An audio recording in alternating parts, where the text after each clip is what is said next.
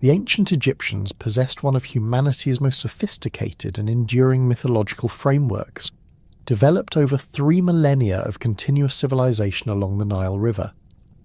Unlike many ancient cultures that maintained a single creation narrative, Egyptian theology embraced multiple, often contradictory accounts of cosmic origins, each reflecting the religious and political priorities of different regions and historical periods.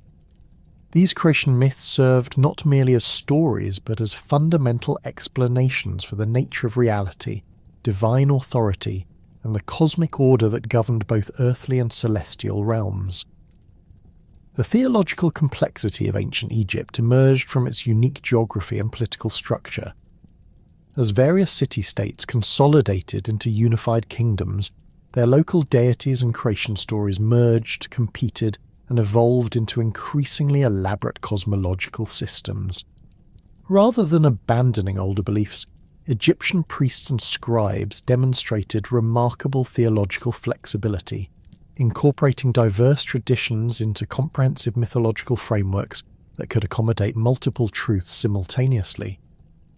The Heliopolitan creation myth stands as perhaps the most influential and widely adopted cosmogony throughout Egyptian history. Centered in Heliopolis, the ancient city of Unu located northeast of modern Cairo, this theological system placed the sun god Atum at the heart of creation.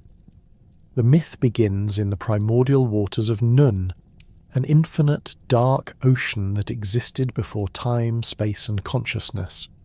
These waters represented not merely absence but active potential, a chaotic yet fertile void containing all possibilities for existence.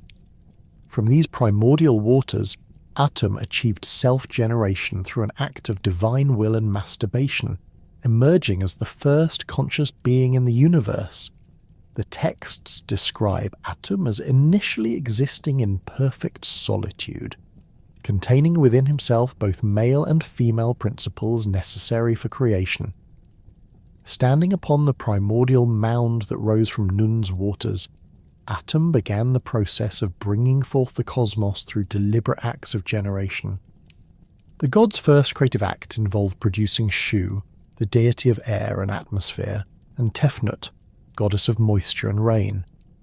Different versions of the myth describe this generation through various means. Some texts suggest Atum sneezed forth Shu and spat out Tefnut, while others describe more explicit sexual acts. The pyramid texts, dating to the Old Kingdom period, preserve some of the earliest written accounts of this creation, stating that Atum took his phallus in his fist and masturbated, and so were born the twins Shu and Tefnut. Shu and Tefnut represented the first separation of unified primordial matter into distinct but complementary forces. Shu embodied the dry, life-giving air that filled the space between earth and sky, while Tefnut represented the moisture essential for life's sustenance. Together, they established the basic atmospheric conditions necessary for further creation. The divine couple then ventured into the darkness of Nun, becoming lost in the vast primordial waters. Atum, discovering the absence of his children, removed his eye and sent it to search for them. This divine eye, later identified with the goddess Hathor and associated with the Uraeus serpent worn by pharaohs, successfully located Shu and Tefnut and brought them back to their father. Upon their reunion, Atum wept tears of joy, and from these tears sprang the first human beings. This episode established the fundamental Egyptian belief that humans originated from divine emotion and maintained an intimate connection with the gods. The reunited family continued the creative process as Shu and Tefnut produced their own offspring, Geb, the earth god, and Nut, the sky goddess. The Heliopolitan system describes how these siblings initially lay in tight embrace, preventing any space for life to develop between earth and sky. Shu intervened by separating his children, lifting Nut high above Geb to create the atmospheric space where life could flourish. This separation established the fundamental structure of the Egyptian cosmos, with Geb forming the solid foundation below, Nut arching overhead as the star-spangled sky, and Shu maintaining the life-sustaining space between them. Geb and Nut produced 4 children who would become central figures in Egyptian mythology: Osiris, Isis, Seth, and Nephthys.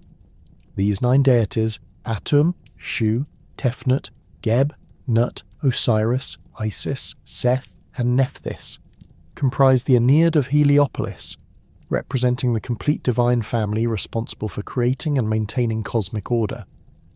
Each generation moved further from the primordial unity of Atum toward the complexity and conflict that characterized the world of human experience. The Memphite theology presented a markedly different approach to cosmic creation, emphasizing intellectual rather than physical generation. Centered in Memphis, the capital city during the Old Kingdom period, this theological system elevated Ptah to the position of supreme creator deity. Unlike Atum's physical acts of generation, Ptah brought the universe into existence through the power of divine thought and speech, establishing him as a god of craftsmanship, architecture, and intellectual creation. The Memphite creation account, preserved primarily in the Shabaka stone dating to the 8th century BC but claiming much earlier origins, describes how Ptah conceived the entire cosmos in his heart and brought it into being through his spoken word. This theology represented one of humanity's earliest recorded examples of creation through divine logos, predating similar concepts in other religious traditions by centuries. Ptah's creative process began with thought. He conceived of all things, from gods to humans to natural phenomena, within his divine consciousness. Following this mental conception, Ptah spoke the names of all things, thereby bringing them into existence. The Memphite texts explicitly state that Ptah's tongue announced what his heart had conceived, and through this announcement, all creation came to be. This process extended beyond mere physical creation to include the establishment of moral and social order. Ptah created not only the gods but also their ka, their sacred places, and their proper forms of worship. The Memphite theology positioned Ptah as superior to Atum by claiming that Atum himself was merely one of Ptah's creations, brought forth through divine speech like all other beings. This theological assertion served important political purposes, elevating Memphis and its patron deity above the competing religious centers of Heliopolis and Hermopolis. The texts describe how Ptah created Atum and the entire Heliopolitan Aeneid, effectively incorporating the older creation myth while subordinating it to Memphite supremacy. Ptah's creative method also extended to the establishment of cities, temples, and divine images. The god not only spoke beings into existence, but also determined their proper places and functions within the cosmic order. This aspect of Memphite theology reflected the practical concerns of a capital city, responsible for organizing and administering a unified kingdom. Ptah became associated with craftsmen, architects, and builders who physically constructed the temples, monuments, and cities that gave tangible form to divine concepts. The Hermopolitan cosmogony offered yet another approach to understanding cosmic origins, through the concept of the Ogdoad, 8 primordial deities representing the chaotic forces that existed before creation. Located in Hermopolis Magna in Middle Egypt, this theological centre developed a complex system that emphasized the role of multiple divine forces in bringing about cosmic order from primordial chaos. The Ogdoad consisted of 4 pairs of complementary deities, each representing fundamental aspects of pre-creation existence. Nun and Nornet embodied the primordial waters, the infinite ocean of potential that existed before time and space. Her and Hauhet represented infinity or boundlessness, the limitless expanse that contained all possibilities. Kek and Kauket personified darkness, the absence of light and consciousness that characterized the pre-creation state.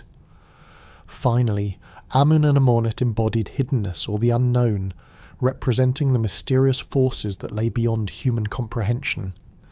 These 8 deities existed in perfect balance during the primordial period, their opposing but complementary natures maintaining a state of dynamic equilibrium. The Hermopolitan texts describe how the Ogdoad dwelt together in the primordial waters, neither fully active nor completely inert, representing potential energy waiting to be released into creative action. Unlike the Heliopolitan and Memphite systems, which emphasize single-created deities, the Hermopolitan cosmogony stressed collective divine action in bringing about creation. The transition from pre-creation chaos to ordered cosmos occurred when the Ogdoad's balanced state became unstable, leading to a cosmic explosion of creative energy. This event produced the primordial mound, which emerged from the waters of Nun as the first solid matter in the universe. Upon this mound appeared either a cosmic egg or a lotus flower, from which the sun god was born to begin the process of illuminating and organizing the cosmos. The Hermopolitan system's emphasis on Amun and Amunet proved particularly significant for later Egyptian theology. Amun, whose name means hidden one, became increasingly important during the Middle Kingdom period and eventually merged with the sun god Ra to form Amun-Ra, the supreme deity of the New Kingdom. This theological development demonstrated how local creation myths could evolve to accommodate changing political and religious circumstances while maintaining their essential symbolic meaning. The concept of the primordial mound, known as the Ben-Ben, appeared across all major Egyptian creation myths, serving as a crucial symbol of cosmic order emerging from chaos. This mound represented the first solid matter to appear in the universe, rising from the infinite waters of Nun to provide a stable foundation for further creation. The Ben-Ben's emergence marked the fundamental transition from the undifferentiated potential of primordial chaos to the organized structure of the created cosmos.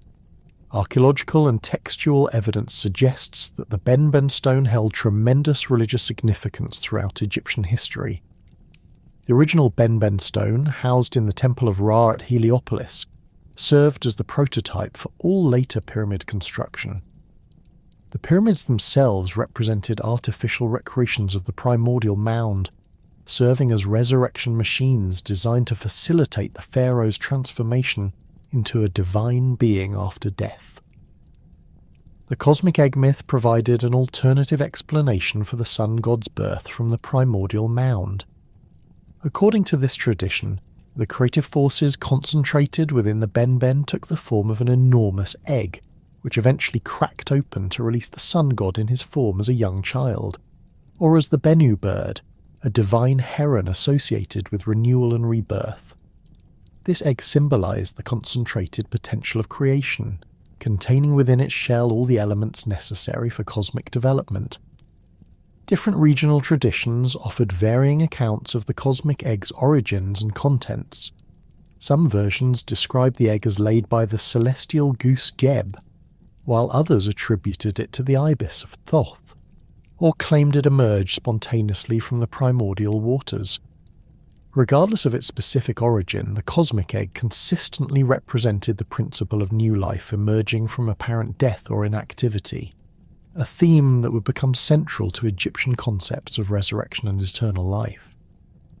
These creation myths established fundamental patterns that would influence Egyptian religious thought for over 3,000 years.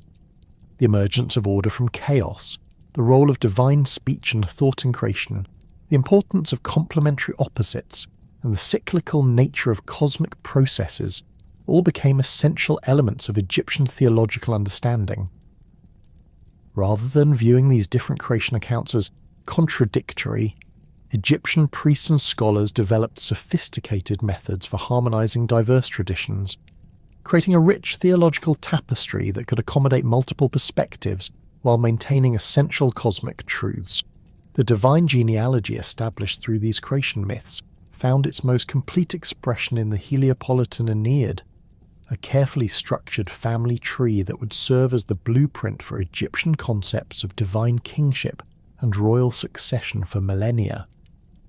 This sacred family began with Atum's self-generation and extended through 4 generations, each representing increasingly complex relationships between cosmic forces and earthly realities. Atum's position as the self-created ancestor established him as both father and mother to all subsequent deities, embodying the principle of divine completeness that Egyptian theology would consistently emphasize. His dual nature as creator and created, male and female, order and chaos, provided the theological foundation for understanding how divine authority could be simultaneously inherited and self-generated. The god's masturbatory act of creation represented not crude sexuality, but the profound concept of divine self-sufficiency and the ability to generate life from pure will and consciousness. The second generation brought forth Shu and Tefnut, whose union produced fundamental atmospheric conditions necessary for life. Shu's domain extended far beyond simple air. He embodied the principle of divine order itself, known as Mayat, which maintained cosmic balance and prevented the universe from collapsing back into primordial chaos. Egyptian texts describe Shu as a tall, lean deity crowned with an ostrich feather, the symbol of truth and justice that would later become central to Egyptian concepts of moral judgment. His role as separator of earth and sky positioned him as the active force maintaining cosmic structure against the constant threat of entropy. Shu's wife and sister Tefnut represented moisture, rain, and the life-giving properties of water in its controlled beneficial forms. Unlike the chaotic waters of Nun, Tefnut's moisture brought fertility and growth to the ordered cosmos. Her lioness-headed form connected her to the fierce protective aspects of solar deities, particularly her role as the Eye of Ra. This divine eye represented the sun god's power to see all creation and to strike down enemies with burning solar rays. Tefnut's dual nature as both nourishing moisture and destructive solar fire embodied the Egyptian understanding that life-giving forces could become dangerous when uncontrolled. The myth of Tefnut's temporary departure from Egypt illustrates her volatile nature and the cosmic consequences of divine displeasure. According to the texts preserved at Esna and Philae, Tefnut quarrelled with her father Ra and fled to Nubia, taking with her all moisture and fertility. Egypt immediately became a barren wasteland, forcing Ra to send Thoth and Shu to negotiate her return. Thoth's diplomatic mission involved telling Tefnut entertaining stories and gradually convincing her to return northward, bringing the annual Nile flood with her journey. This myth explained the seasonal cycle of drought and inundation that governed Egyptian agricultural life while emphasizing the dangerous consequences of divine anger. The third generation introduced Geb and Nut, whose relationship established the fundamental structure of the Egyptian cosmos. Geb, the earth god, appeared in Egyptian art as a dark-skinned man lying beneath the arched body of his wife, sometimes with an erect phallus reaching towards her star-covered form. His body represented the fertile soil of Egypt, while his laughter was said to cause earthquakes. Geb's association with fertility extended beyond agriculture to include the creative forces that produced mineral wealth, precious stones, and the building materials necessary for monumental construction. Nut, the sky goddess, arched over Geb's prone form, with her hands and feet touching the earth at the 4 cardinal points, her star-spangled body forming the celestial dome. Egyptian artists consistently depicted her as a tall, elegant woman with deep blue or black skin covered in golden stars, her elongated form stretching across temple ceilings and tomb walls. Her daily function involved swallowing the sun each evening and giving birth to it each morning, making her both the destroyer and creator of solar light. This daily cycle of death and rebirth established the pattern for all Egyptian resurrection beliefs, from royal mortuary practices to agricultural renewal ceremonies. The separation of Geb and Nut by their father Shu created the fundamental tension that drove cosmic activity. Before Shu's intervention, the earth and sky lay in such close embrace that no space existed for life to develop between them. Shu's forceful separation, achieved by placing his hands on Nut's back and his feet on Geb's body, created the atmospheric space where gods, humans, animals, and plants could exist. This separation was not permanent but required constant maintenance. Shu had to remain eternally vigilant to prevent the sky from collapsing back onto the earth. The daily journey of the sun across Nut's body provided Egyptians with their most important cosmic metaphor. Each morning, Nut gave birth to the sun god Ra through her eastern extremity, and he travelled across her star-covered body throughout the day. At sunset, Nut swallowed Ra through her western mouth, and he spent the night travelling through her body, which represented the underworld. During this nocturnal journey, Ra battled the serpent Apophis and other chaotic forces before being reborn at dawn. This cycle established the template for royal resurrection.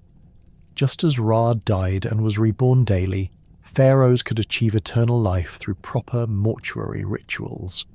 Nut's role as Divine Mother extended beyond solar rebirth to encompass the protection of all deceased souls. Egyptian coffins and sarcophagi consistently featured images of Nut with outstretched wings, embracing the deceased and promising their eventual resurrection. Her maternal protection was considered so powerful that even the gods themselves sought her shelter during times of cosmic crisis. The texts describe how Nut concealed Ra within her body when his enemies threatened to destroy him, demonstrating her function as the ultimate divine protector. The fourth generation of the Aeneid introduced the deities who would dominate Egyptian mythology throughout the historical period: Osiris, Isis, Seth, and Nephthys. These four siblings represented the transition from purely cosmic forces to deities directly concerned with human affairs, establishing the mythological framework for understanding kingship, death, resurrection, and the eternal struggle between order and chaos. Osiris emerged as the elder son and rightful heir to divine kingship, embodying the principles of just rule, agricultural fertility, and resurrection after death. Egyptian texts consistently describe him as a tall, mummified figure with green or black skin, holding the crook and flail of royal authority. His green coloration connected him to the fertile vegetation that emerged from the Nile's annual flood, while his mummified appearance established him as the prototype for all resurrection rituals. As the first king of Egypt, Osiris taught humans agriculture, law, and religious worship, establishing the civilized order that distinguished Egyptian society from the chaos of the surrounding world. Isis, Osiris's wife and sister, developed into the most powerful goddess in the Egyptian pantheon, revered for her magical abilities, maternal devotion, and protective power. Artists typically depicted her as a beautiful woman wearing a throne-shaped crown or the horns and solar disk associated with Hathor. Her magical knowledge surpassed that of all other deities, including Ra himself, whom she tricked into revealing his secret name and thereby gained power over him. Isis's role as the perfect wife and mother established her as the patron goddess of marriage, childbirth, and family protection throughout the Mediterranean world. Seth, the brother and murderer of Osiris, embodied the chaotic forces that constantly threatened cosmic order. His distinctive appearance, a composite creature with a curved snout, square ears, and forked tail, defied identification with any known animal, emphasizing his alien and dangerous nature. Seth's red hair and eyes connected him to the desert, storms, and foreign lands, making him the patron of violence, confusion, and everything that opposed Ma'at. Despite his negative associations, Seth served essential cosmic functions as the defender of Ra's solar bark against the serpent Apophis, and as the necessary opponent whose conflicts with Horus maintained cosmic balance. Nephthys, the wife of Seth and sister of Isis, occupied a more ambiguous position within the divine family. Her name, meaning Lady of the House, suggested domestic authority, but her childless marriage to Seth and her affair with Osiris that produced Anubis complicated her role within the family structure. Egyptian art typically showed her as a woman wearing a hieroglyphic crown spelling out her name, often appearing alongside Isis as a mourner and protector of the dead.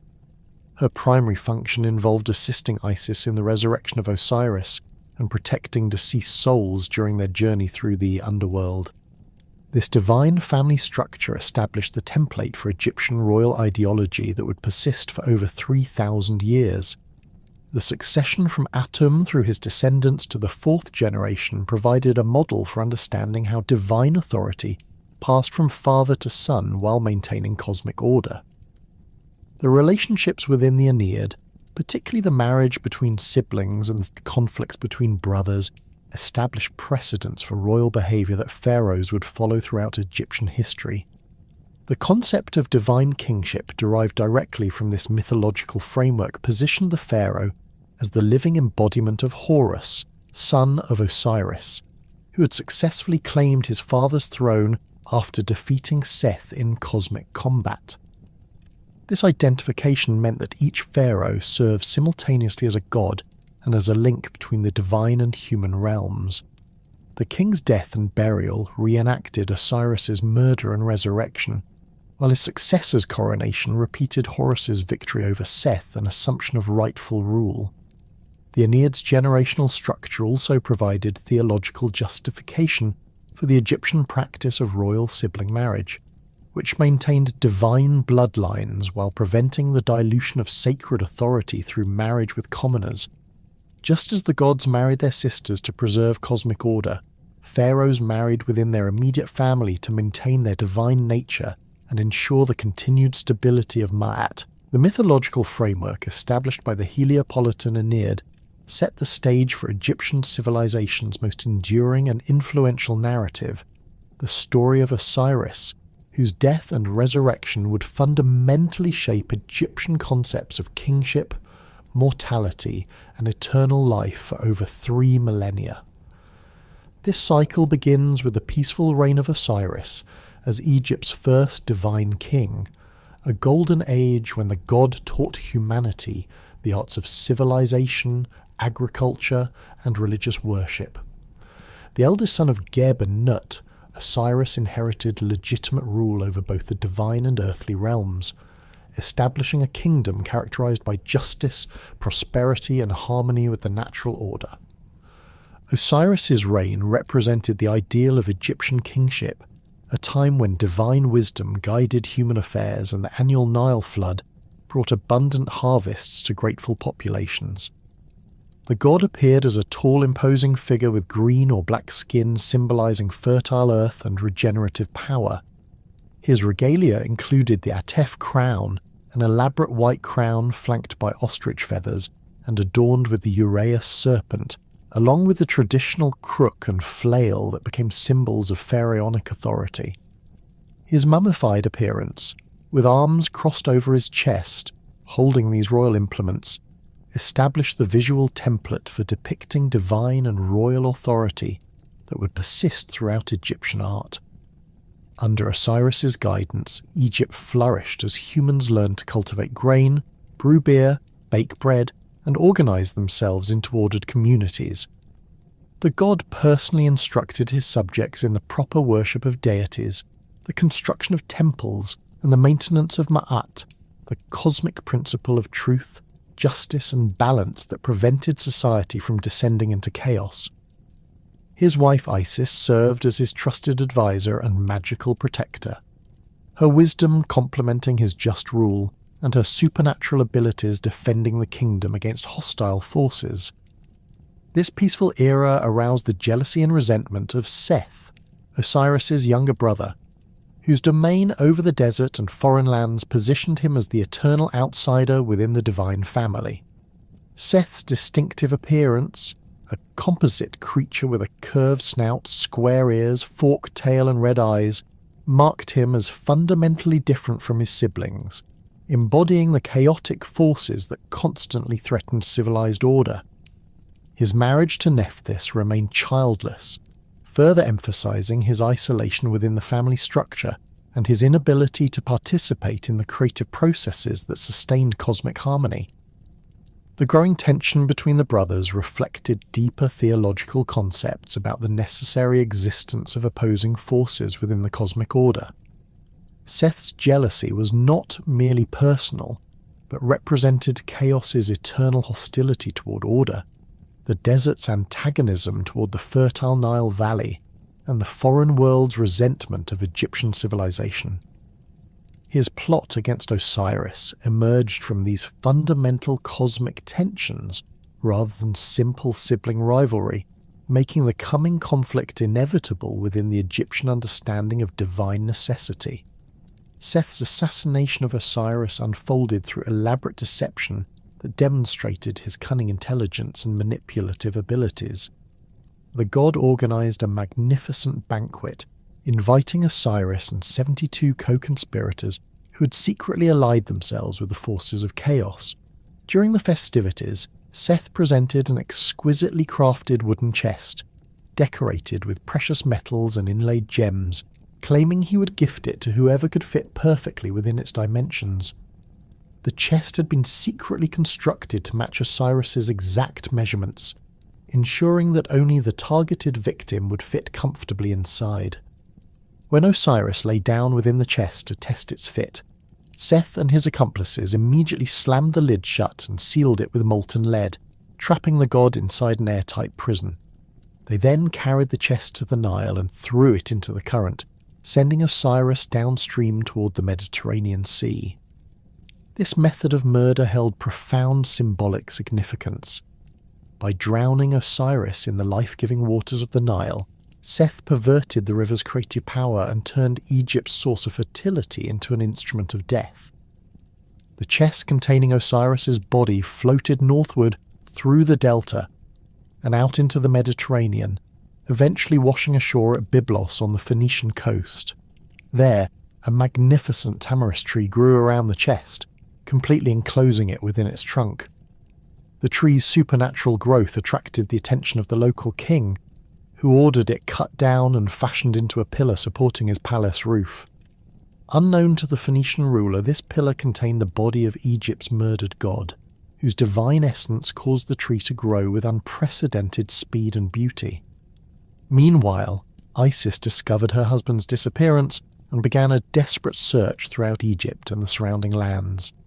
Her quest took on the characteristics of a ritual mourning that would later be reenacted in Egyptian funerary practices.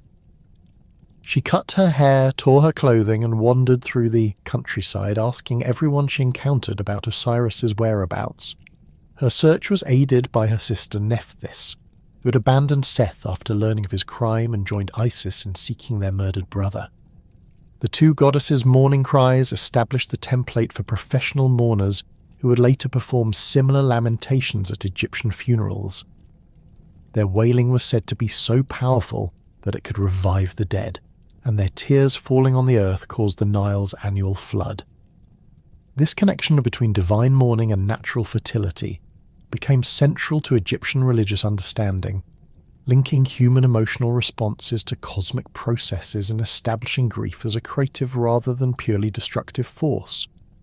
Isis's magical abilities proved crucial in locating Osiris's body.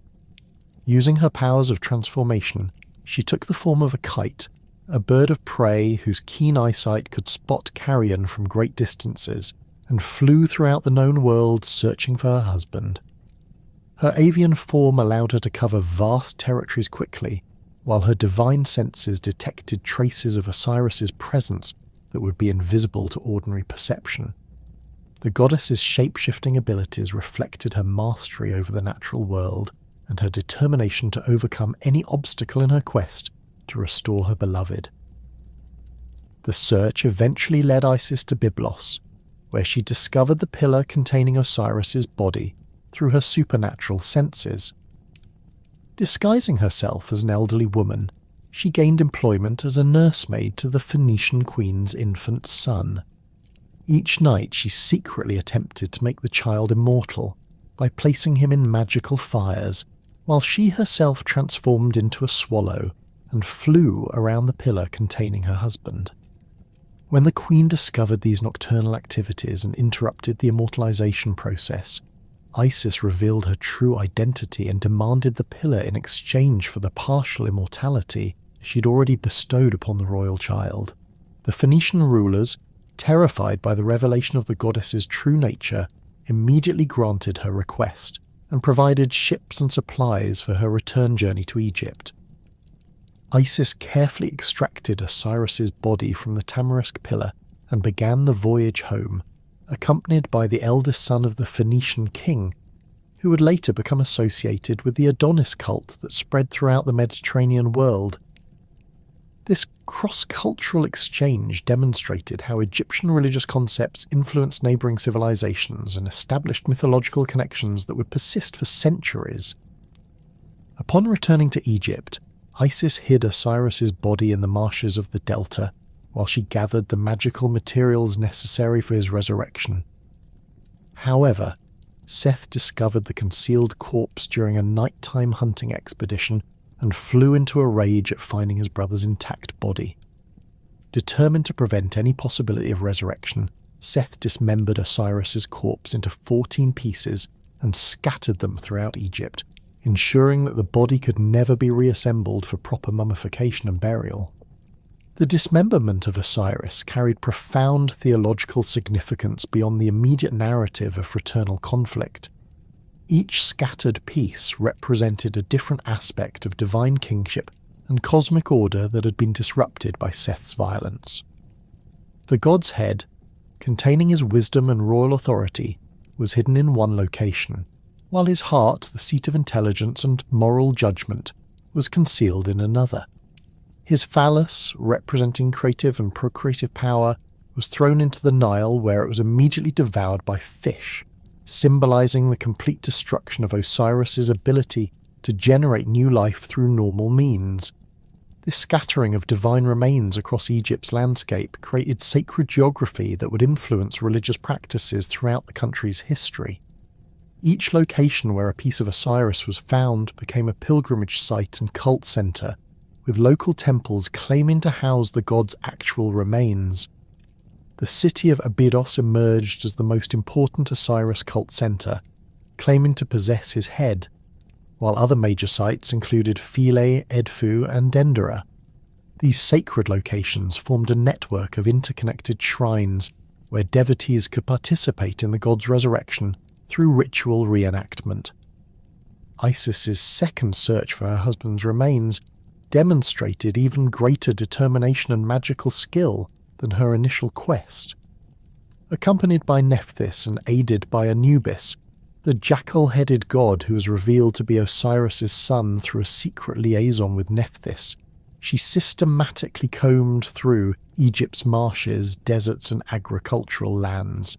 Her search was complicated by Seth's continued interference, as he attempted to destroy any pieces she recovered and sent dangerous creatures to attack the goddess and her companions. The recovery process required Isis to develop new magical techniques for locating and preserving the scattered remains.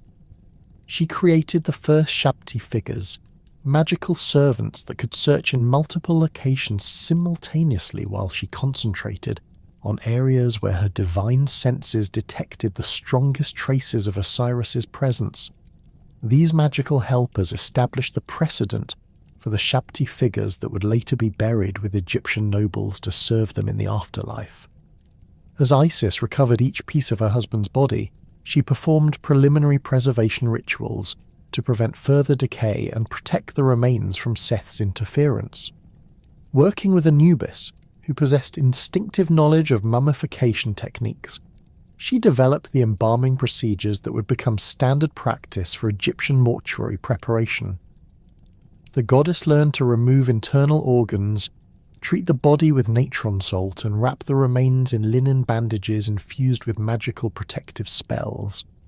The most challenging aspect of the reassembly involved replacing Osiris's missing phallus, which had been consumed by fish and could not be recovered. Isis used her magical abilities to craft an artificial phallus from gold and precious materials, attaching it to the reassembled body with spells that would restore its function for the purpose of conception.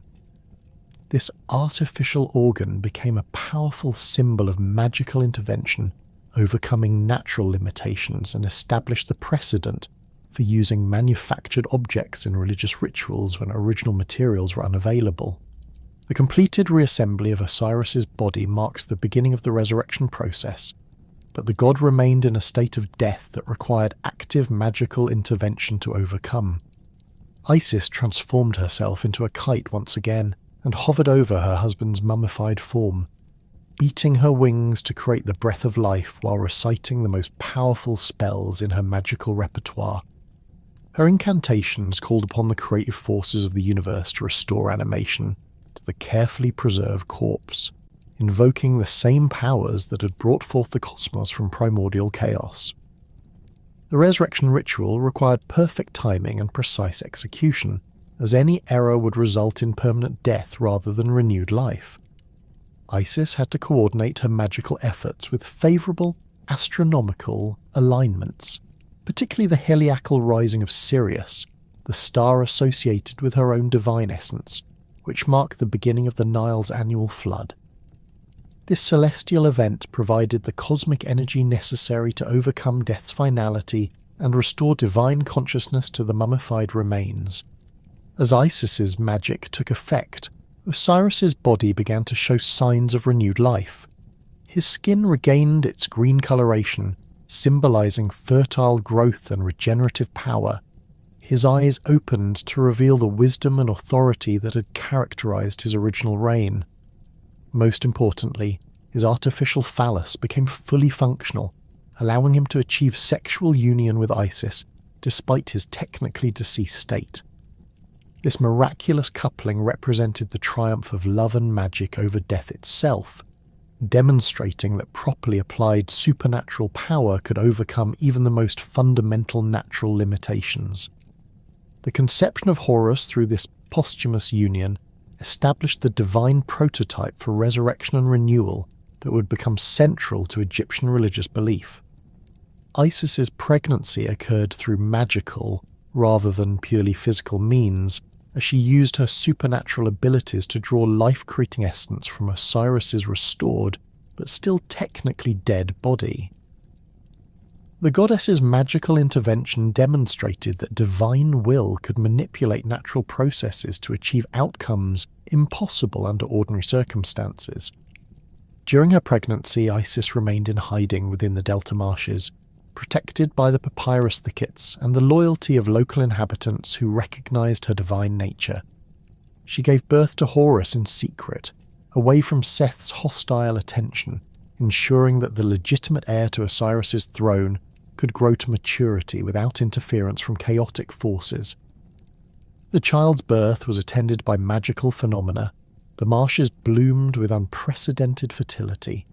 Protective deities appeared to guard the newborn, and the very landscape seemed to celebrate the arrival of the rightful king. Horus's conception and birth completed the transformation of Osiris from a living king into the lord of the underworld and judge of the dead. Having experienced death and resurrection, Osiris possessed unique authority over the realm of the deceased and the processes of posthumous judgment. His personal experience of mortality qualified him to understand the challenges faced by human souls after death, while his divine nature provided the power necessary to guide them through the complex journey to eternal life. The establishment of Osiris as ruler of the underworld fundamentally altered Egyptian concepts of death and afterlife. Previously, death had been viewed as a final termination of existence, with only the gods and possibly the pharaoh achieving any form of continuation after bodily death. Osiris's resurrection demonstrated that death could be overcome through proper ritual procedures, magical intervention, and moral righteousness, opening the possibility of eternal life to all Egyptians who could afford the necessary mortuary preparations. This transformation of death from termination to transition required the development of elaborate funerary practices designed to replicate Osiris's resurrection for deceased humans. The mummification process directly imitated the preservation and restoration of Osiris's body, while burial goods and tomb decorations provided the magical tools necessary for successful navigation of the underworld. The deceased was identified with Osiris through ritual formulas and magical spells, allowing them to share in the god's triumph over death and achieve their own resurrection in the afterlife. The Osiris cycle's influence extended far beyond individual salvation, to encompass fundamental changes in Egyptian political and social organisation. The myth established the theological foundation for dynastic succession, as each pharaoh was understood to be the living embodiment of Horus, who would become Osiris upon death. This cyclical pattern of death and renewal provided stability to Egyptian kingship by ensuring that royal authority continued unbroken despite the mortality of individual rulers. The resurrection of Osiris and the birth of Horus set in motion the most consequential legal and theological drama in Egyptian mythology, a protracted conflict that would establish the fundamental principles of legitimate kingship and divine justice for millennia to come. The young Horus, raised in secret within the protective marshes of the Delta, had grown to maturity with full knowledge of his divine heritage and his rightful claim to the throne of Egypt. His emergence from hiding marked the beginning of an epic confrontation that would test not only his personal strength and cunning, but the very foundations of cosmic order itself. Seth, having ruled Egypt since his brother's murder, had established a reign characterized by chaos, violence, and the systematic dismantling of the civilized order that Osiris had created. Under his rule, the annual Nile flood became unpredictable. Crops failed regularly, and the careful balance between human society and the natural world deteriorated into constant conflict. The god's red eyes and violent temperament manifested in policies that favoured warfare over agriculture, foreign conquest over domestic prosperity, and the arbitrary exercise of power over the maintenance of Ma'at.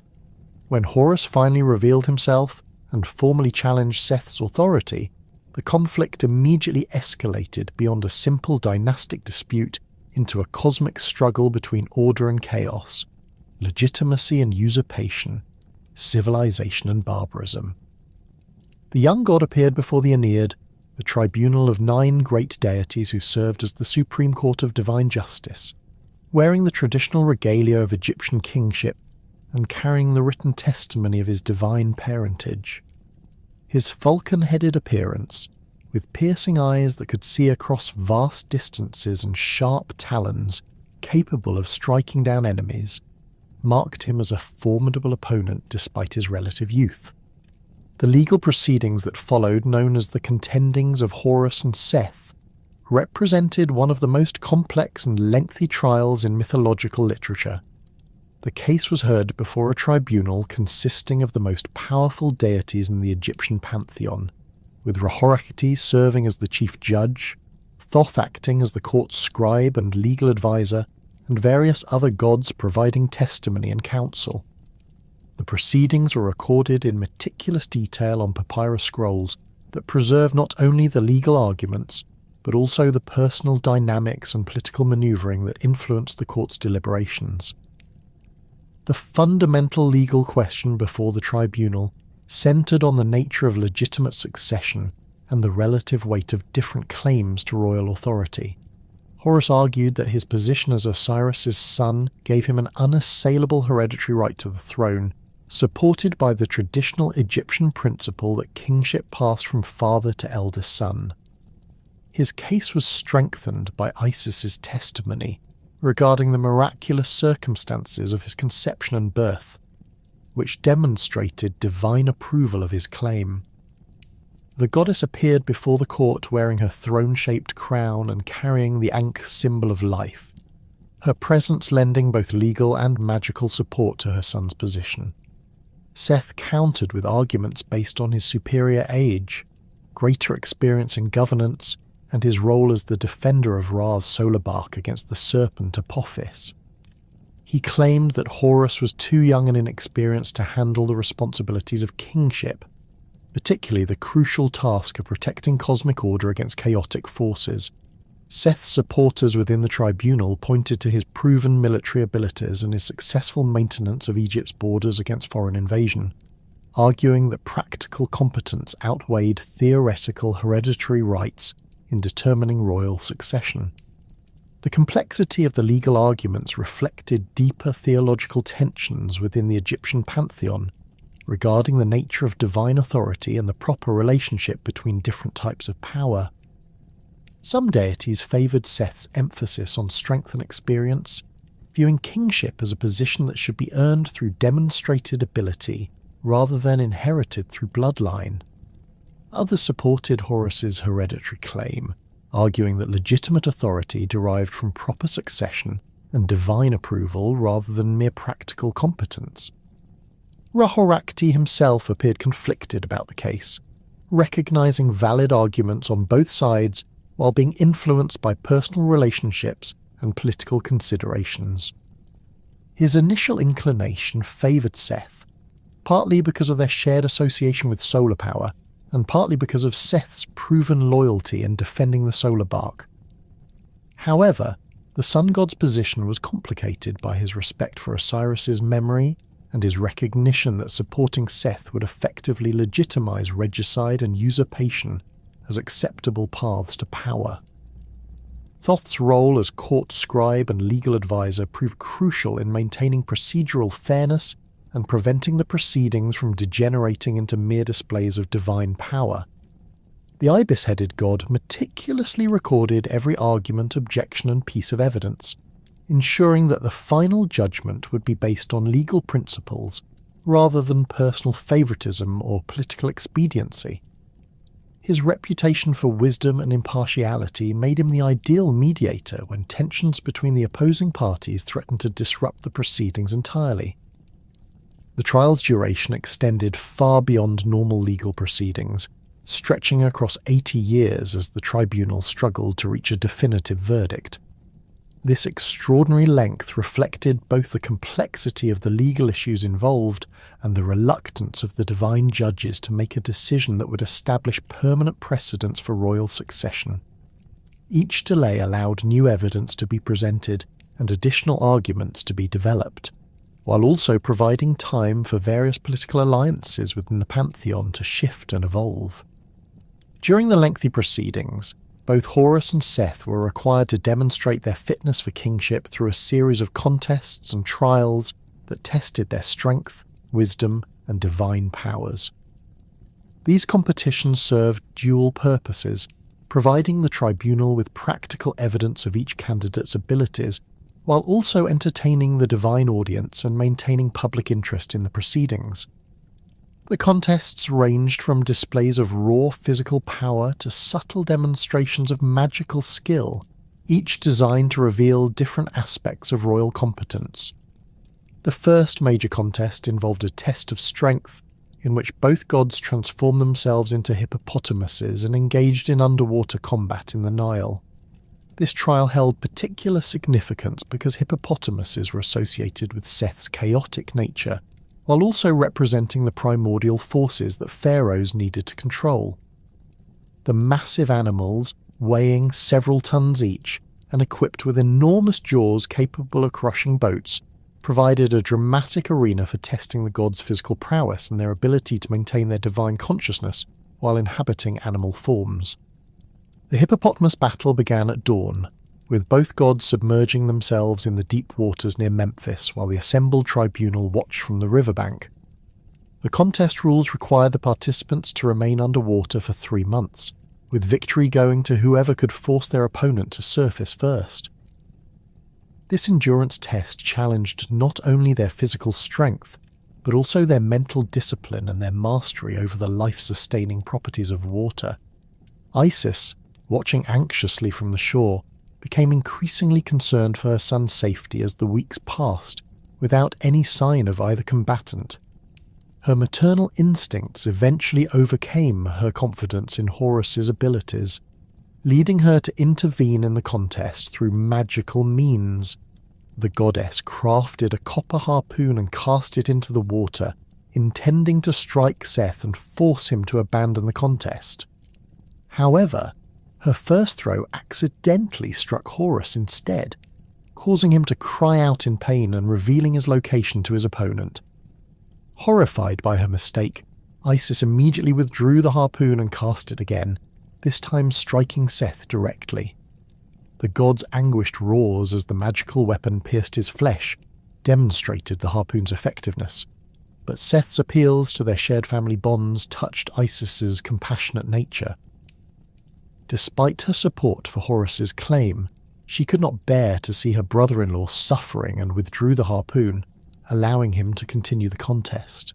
This moment of mercy would later be used against her by Seth's supporters, who argued that even Horus's own mother recognized the illegitimacy of using magical assistance in what was supposed to be a fair trial of strength. Horus's reaction to his mother's intervention revealed both his fierce independence and his sometimes violent temper. Emerging from the water in a rage, the young god accused Isis of undermining his honor and compromising his chances of victory through her misguided assistance. In his fury, he struck off his mother's head with a single blow of his knife, demonstrating the dangerous consequences of divine anger when combined with supernatural power. The decapitation of Isis sent shockwaves through the assembled tribunal and temporarily halted the legal proceedings. However, the goddess's magical abilities proved sufficient to overcome even this extreme injury. Thoth immediately restored her head, replacing it with that of a cow to symbolize her nurturing and protective nature. This transformation connected Isis more closely with Hathor, the cow-headed goddess of motherhood and fertility, while also demonstrating the resilience of divine beings and their ability to recover from injuries that would be fatal to mortals. The hippopotamus contest ultimately ended without a clear victor, as both gods had demonstrated impressive endurance and fighting ability, while also revealing significant flaws in their judgment and self-control. The tribunal declared the trial inconclusive and ordered additional contests to provide more definitive evidence of each candidate's fitness for kingship.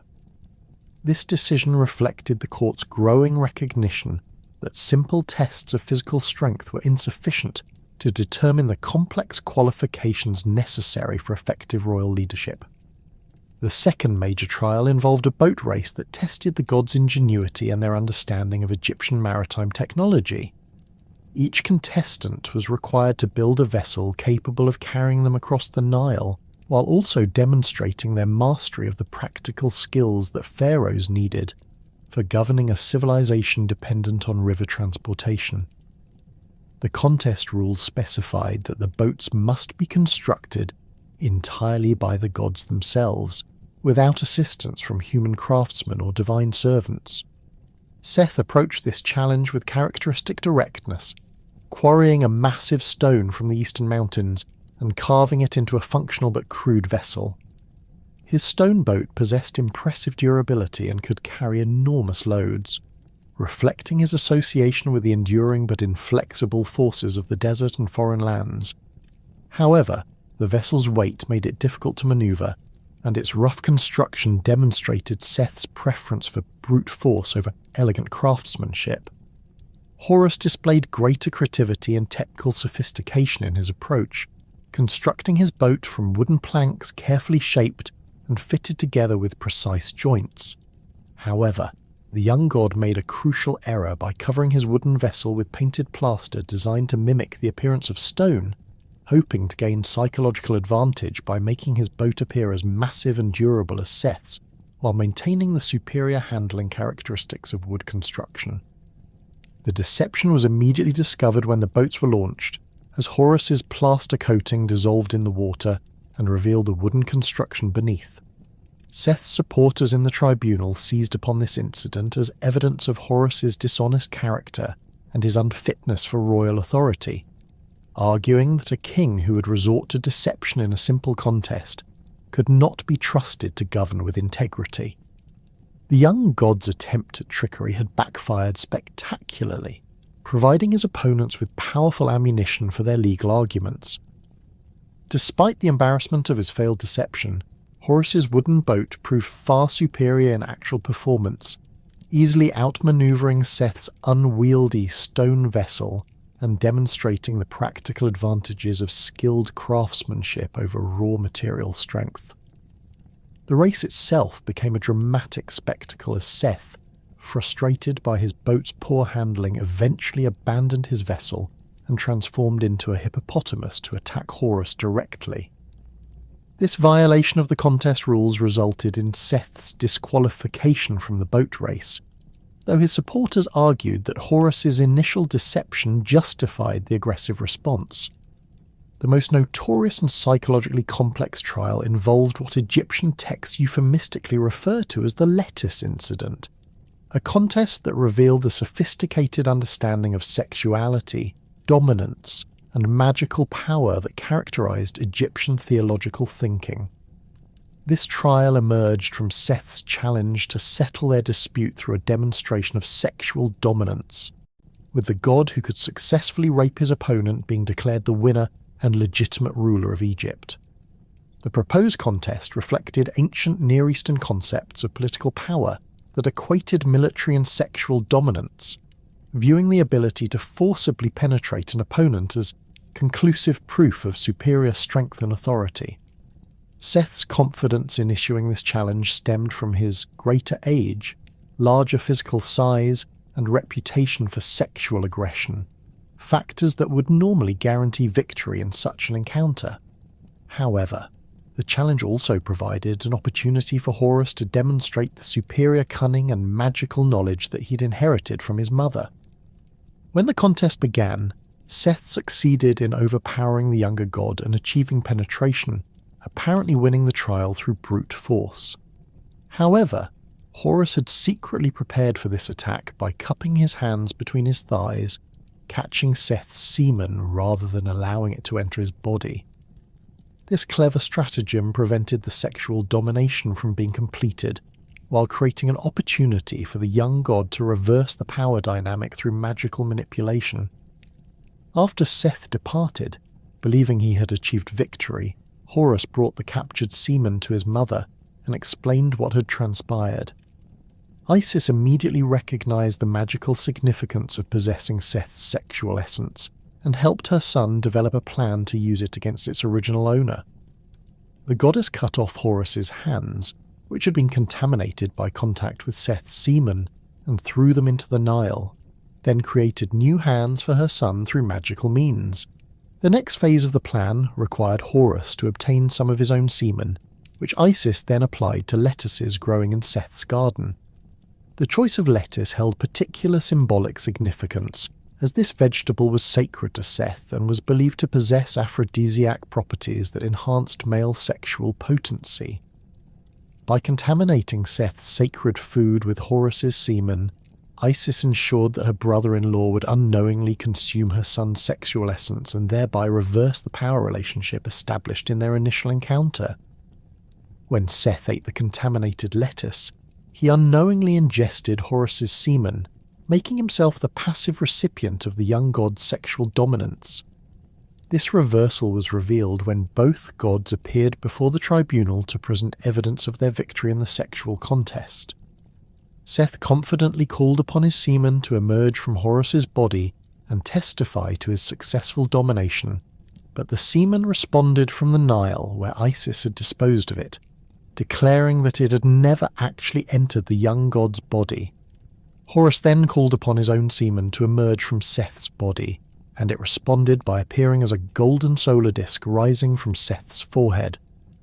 This dramatic manifestation not only proved that Seth had been the one who was actually penetrated, but also symbolically crowned him with Horus's essence, marking him as the younger god's sexual subordinate. The golden disk's solar symbolism connected Horus more closely with Ra, while simultaneously demonstrating his ability to mark his opponents with visible signs of his dominance.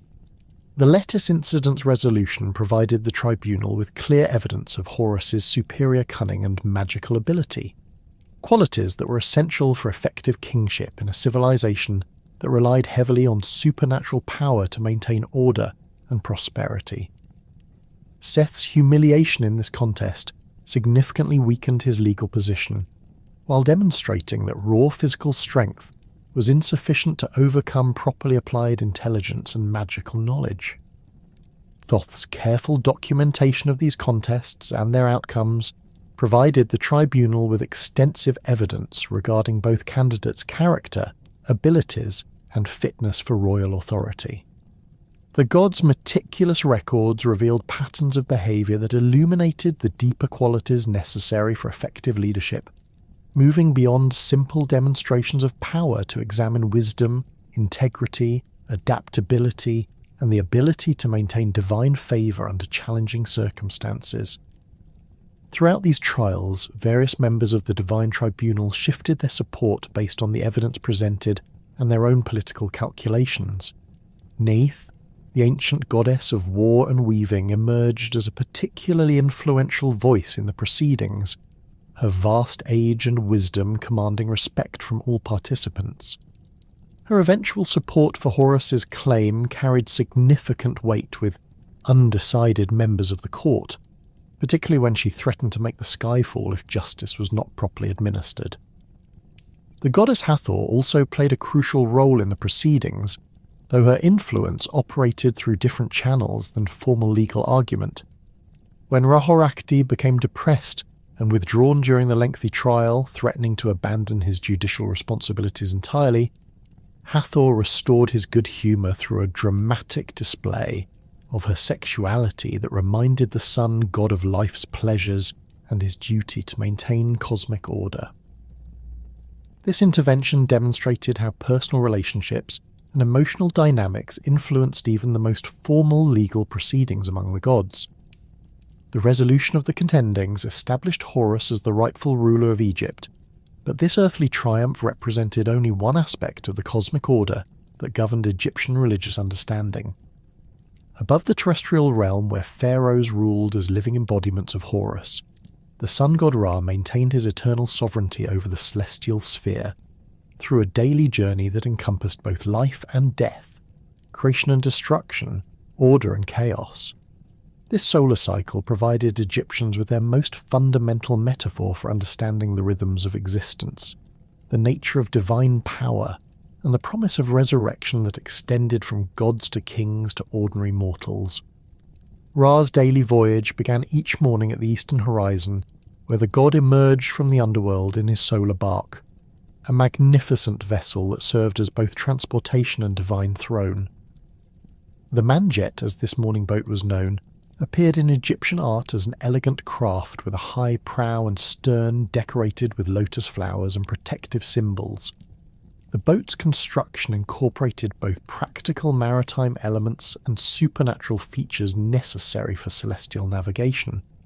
Its hull was fashioned from imperishable materials that could withstand the intense heat of solar fire, while its rigging included magical ropes that responded to divine will rather than earthly winds. The solar bark carried a carefully selected crew of protective deities whose specialized abilities ensured the successful completion of each day's journey across the sky. Sia, the personification of divine perception and knowledge, stood at the boat's prow, his keen eyesight scanning the celestial waters for obstacles and his vast wisdom guiding the vessel along its proper course. His presence ensured that Ra maintained perfect awareness of cosmic conditions and could respond appropriately to any threats or opportunities encountered during the journey. Hu, the god of divine utterance and authoritative speech, served as the boat's herald and magical enforcer, his powerful voice capable of compelling obedience from chaotic forces and proclaiming Ra's sovereignty over all creation. When hostile entities attempted to interfere with the solar journey, Hu's commanding declarations could paralyze enemies or compel them to acknowledge Ra's supreme authority. His role extended beyond mere communication to encompass the creative power of divine speech itself, as his words possessed the ability to bring new realities into existence or modify existing cosmic conditions. Heka, the personification of magic and supernatural power, functioned as the boat's chief magical officer, wielding the fundamental forces that maintained cosmic order and protected the sun god from supernatural threats. His serpentine form and association with protective magic made him particularly effective against the chaotic entities that constantly sought to disrupt Ra's journey. Heka's magical abilities included the power to transform matter, manipulate time and space, and channel the raw creative energies that sustain the universe itself. The solar bark also carried other specialized crew members whose roles reflected different aspects of divine authority and cosmic function. Mart, the goddess of truth and justice, ensured that the sun's daily journey proceeded according to proper cosmic law, her ostrich feather crown symbolizing the perfect balance necessary for universal harmony. Thoth occasionally joined the crew as navigator and recorder, his mathematical precision and astronomical knowledge proving invaluable for maintaining the boat's precise celestial schedule. The morning emergence of Ra's bark from the eastern horizon marked the daily triumph of order over chaos, light over darkness, and life over death. Egyptian texts describe this moment in vivid detail, the sky gradually lightening as the boat approached the surface, the waters of the celestial ocean beginning to glow with reflected solar radiance, and finally the spectacular appearance of the sun disk itself, blazing with divine fire as it broke free from the underworld's constraints. This daily sunrise represented a cosmic resurrection that paralleled the promised rebirth of deceased pharaohs, and provided hope for the eventual resurrection of all righteous souls. As the solar bark travelled across the sky throughout the day, Ra appeared in different forms that reflected the changing qualities of solar energy and its varying effects on the earthly realm. In the early morning, he manifested as Khepri, the scarab beetle god, whose dung-rolling behaviour symbolised the sun's movement across the celestial dome. This form emphasised the industrious, persistent nature of solar energy as it gradually warmed the earth and stimulated the daily renewal of life processes. At midday, when the sun reached its zenith and blazed with maximum intensity, Ra appeared in his classic falcon-headed form, crowned with the solar disk and Uraeus serpent. This manifestation represented the sun god at the height of his power, when his burning rays could both nourish crops and destroy enemies, heal the sick and punish the wicked.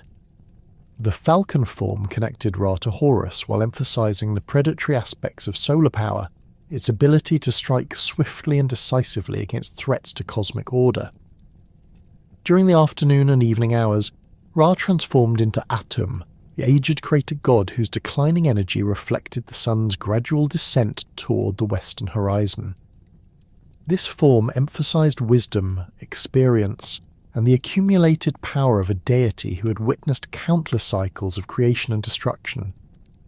Atum's appearance as an elderly man leaning on a staff symbolized the dignity and authority that came with age, while also acknowledging the inevitable approach of the daily death that awaited at sunset.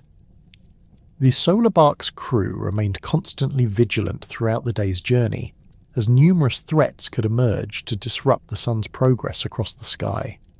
Hostile winds might blow the boat off course, requiring magical intervention to restore proper navigation. Rebellious stars or planets might attempt to block the sun's path, necessitating diplomatic negotiations or displays of superior power to clear the way.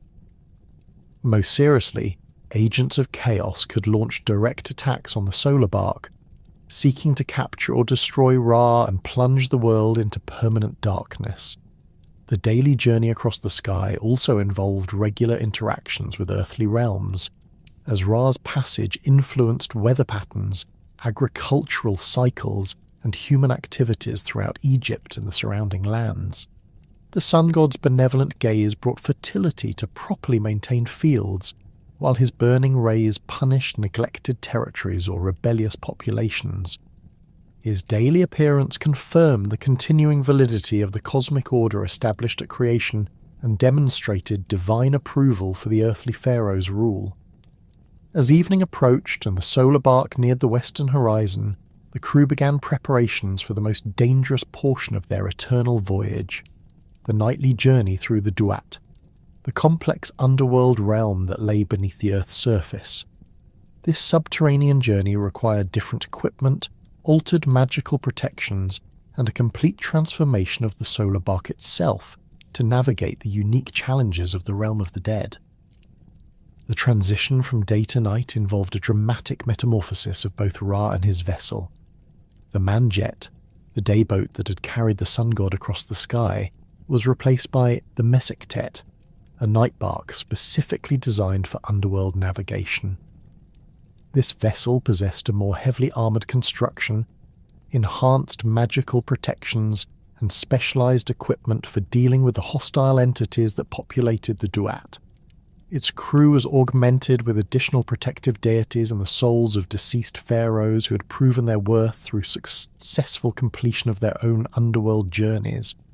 Ra himself underwent a profound transformation as he entered the underworld, changing from the powerful falcon-headed deity of the day into Auf, the ram-headed god of the night. This form emphasized different aspects of divine power, where the falcon represented swift, decisive action and clear vision. The ram symbolized stubborn determination, protective strength, and the ability to overcome obstacles through persistent effort. The ram's curved horns connected Ra to the creative forces of fertility and regeneration, while his woolly coat provided protection against the cold darkness of the underworld. The Duat itself represented a complex landscape that combined features of the physical underworld with abstract concepts of death, judgment, and regeneration. Egyptian texts describe it as a vast subterranean realm divided into 12 distinct regions, each corresponding to 1 hour of the night and presenting unique challenges that tested different aspects of the sun god's power and wisdom. These regions were connected by a winding waterway that allowed the solar bark to navigate between them while avoiding the most dangerous obstacles and hostile inhabitants. The first hour of the night began immediately after sunset, as the solar bark descended through a gap in the western mountains and entered the Duat's outermost region. This initial zone served as a transition area where the living world gradually gave way to the realm of the dead. Here, the deceased souls of ordinary Egyptians gathered to witness Ra's arrival and receive the life-giving light that sustained their existence in the afterlife. The god's appearance brought joy and renewal to these spirits while also providing them with the energy necessary to continue their own journeys toward eventual resurrection. The second hour brought the solar bark into deeper regions of the underworld, where the landscape became increasingly strange and hostile. Vast lakes of fire blocked portions of the waterway, requiring careful navigation to avoid incineration. Serpentine creatures with multiple heads and venomous breath lurked in shadowy alcoves, ready to attack any vessel that approached too closely. The crew's magical abilities proved essential for overcoming these obstacles, as conventional navigation techniques were useless in an environment where normal physical laws did not apply. During the third hour, Ra's bark encountered the first major population centre within the Duat, a vast necropolis where the souls of deceased nobles and officials maintained a shadowy existence that paralleled their earthly lives. These spirits had achieved a higher level of afterlife existence than ordinary mortals, allowing them to retain their individual identities and memories, while serving various administrative functions within the underworld hierarchy. The sun god's passage through their realm brought temporary illumination and renewal, enabling these souls to perform their duties effectively and maintain the order necessary for the underworld's proper functioning. The fourth hour presented one of the most treacherous regions of the entire underworld journey, as the solar bark navigated through the winding waterway, a serpentine river that coiled back upon itself in impossible configurations that defied normal spatial relationships. This stretch of the journey required exceptional skill from the boat's helmsman and navigator, as a single wrong turn could trap the vessel in an endless loop, or send it careening into one of the region's many hidden dangers. The crew's magical abilities were stretched to their limits as they worked to maintain the boat's forward progress, while avoiding the spatial distortions that could strand them permanently within this maze-like region. The fifth hour brought the solar bark into the domain of Sokar, the hawk-headed god of the Memphite necropolis, who ruled over the deepest and most mysterious regions of the underworld. This territory appeared as a vast desert landscape dotted with artificial mounds and underground chambers that housed the most ancient and powerful of the deceased souls. Sokar's realm represented the ultimate destination for souls who had achieved complete transformation through the death and resurrection process, making it both a place of great honour and extreme danger for living beings who dared to enter. The approach to the 6th hour marked the beginning of the underworld journey's most critical phase, as Ra's bark prepared to confront Apophis, the massive serpent of chaos whose eternal goal was to devour the sun god and plunge the universe into permanent darkness. This encounter represented the climactic battle between order and chaos that occurred every night, with the fate of all existence hanging in the balance. The crew's preparations for this confrontation involved activating the boat's most powerful magical defences and calling upon additional supernatural allies who specialised in combating chaotic forces. Apophis himself appeared as a serpent of impossible size, his coiled body stretching for miles through the underworld's depths, while his massive head rose high enough to block the solar bark's passage entirely. His scales gleamed with an oily darkness that seemed to absorb light itself, while his eyes blazed with the malevolent intelligence of primordial chaos. The serpent's mere presence caused reality to become unstable around him, as the fundamental laws that governed existence began to break down in proximity to his chaotic essence. The battle between Ra and Apophis unfolded on multiple levels simultaneously: physical combat between the solar bark's crew and the serpent's minions, magical warfare involving the manipulation of fundamental cosmic forces, and psychological struggle between the principles of order and chaos themselves. The sun god's falcon-headed dayform gave way completely to his ram-headed night manifestation, whose determined nature proved better suited for the grinding persistence required to overcome such a formidable opponent. Seth, despite his role as the eternal enemy of Osiris and opponent of Horus, served as Ra's primary champion in this nightly battle, his violent nature and association with chaotic forces making him uniquely qualified to combat Apophis on equal terms. Standing at the solar bark's prow with a massive spear in his hands, Seth hurled his weapon with tremendous force, piercing the serpent's hide and causing Apophis to writhe in pain. However, the serpent's supernatural resilience allowed him to recover quickly from such attacks, requiring constant vigilance and repeated assaults to prevent him from overwhelming the solar bark. The crew's magical abilities proved crucial in maintaining their advantage against Apophis, as Heka wove protective spells around the boat, while Hu's authoritative voice commanded the serpent to retreat. Sia's perception allowed the crew to anticipate Apophis's attacks and respond appropriately, while Mart's presence ensured that their actions remained aligned with cosmic law and retained their full effectiveness. The battle's outcome depended not merely on superior firepower, but on the crew's ability to maintain perfect coordination and unwavering commitment to the principles of order that they represented.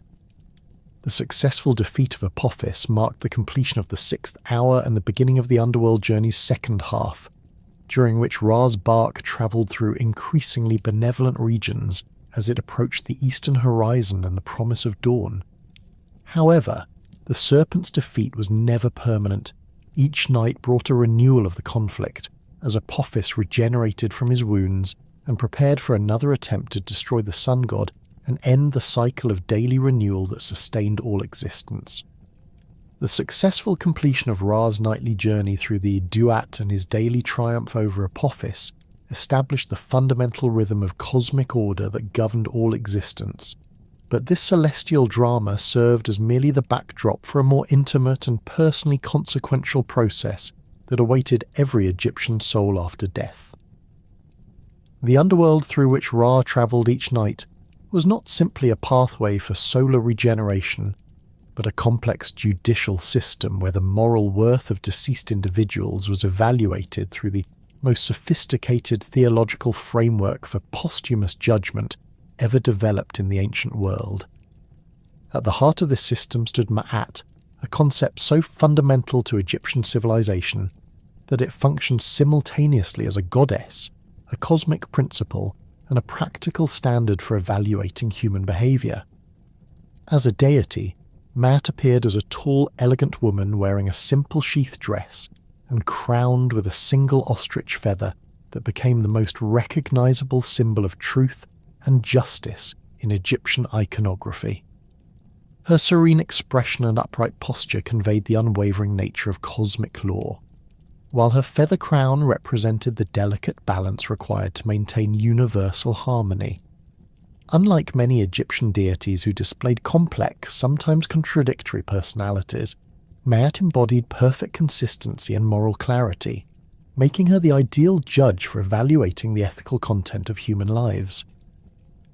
As a cosmic principle, Maat encompassed far more than simple legal justice or moral righteousness. The concept included truth in all its forms, factual accuracy, honest communication, authentic self-expression, and the alignment between inner reality and outer behaviour. It embraced justice not merely as punishment for wrongdoing, but as the proper ordering of relationships between individuals, communities, and the natural world. Maat represented cosmic order itself, the fundamental structure that prevented the universe from collapsing back into the primordial chaos of none. Most importantly, it embodied moral righteousness as both a personal virtue and a social necessity, establishing ethical standards that governed everything from individual behaviour to royal policy. The practical application of Maat in daily Egyptian life created a comprehensive moral framework that influenced legal proceedings, business transactions, family relationships, and religious observances. Judges swore oaths to uphold Maat when rendering verdicts, merchants invoked her name when conducting honest trade, and families taught their children to live according to her principles as preparation for the ultimate judgment that awaited after death. The pharaoh himself was understood to be Maat's earthly representative, responsible for maintaining cosmic order through just governance and proper religious observance. This integration of Maat into every aspect of Egyptian civilization meant that the goddess's role in posthumous judgment represented not an arbitrary divine test, but the logical culmination of ethical principles that had governed the deceased person's entire lifetime. The judgment process evaluated whether individuals had successfully internalized and practiced the moral standards that their society had taught them from childhood, making it a comprehensive assessment of their spiritual development rather than a simple examination of specific actions or beliefs. The physical location where this judgment occurred was known as the Hall of Two Truths, a vast courtroom within the Duat that served as the supreme tribunal for evaluating deceased souls. Egyptian tomb paintings and papyrus illustrations depicted this hall as an enormous chamber with walls covered in hieroglyphic inscriptions, recording the fundamental laws of cosmic order. The hall's architecture reflected its judicial function. Massive columns supported a high ceiling decorated with stars and divine symbols, while the floor was divided into distinct areas for different participants in the judgment process. At the hall's centre stood the great scales of justice, an enormous balance that could weigh the moral content of human hearts with perfect precision. The Hall of Two Truths derived its name from the dual nature of truth that Maat represented, both the objective reality of what had actually occurred during a person's lifetime and the subjective truth of their moral intentions and spiritual development. This duality recognized that ethical judgment required consideration of both external actions and internal motivations, acknowledging that identical behaviours could have vastly different moral significance depending on the circumstances and intentions behind them. The hall's design accommodated this complexity by providing separate areas where different aspects of truth could be examined and evaluated. The judgment process began when the deceased soul, having successfully navigated the initial challenges of the underworld journey, arrived at the Hall of Two Truths accompanied by protective deities and carrying the Book of the Dead, a collection of magical spells and moral instructions that had been prepared during their lifetime to assist them through the posthumous trials.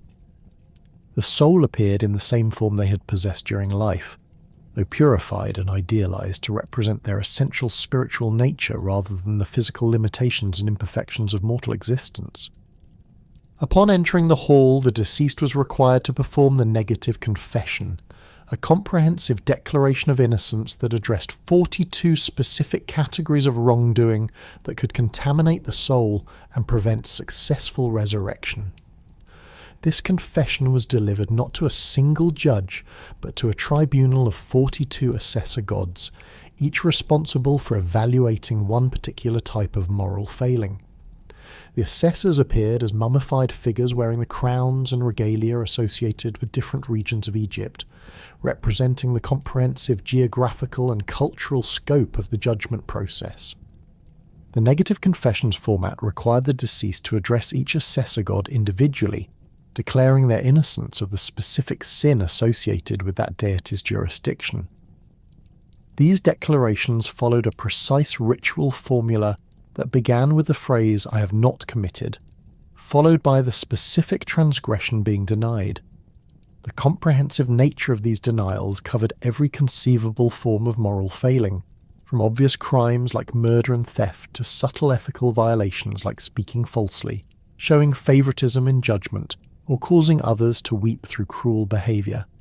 The specific sins addressed in the negative confession revealed the sophisticated moral framework that governed Egyptian ethical thinking.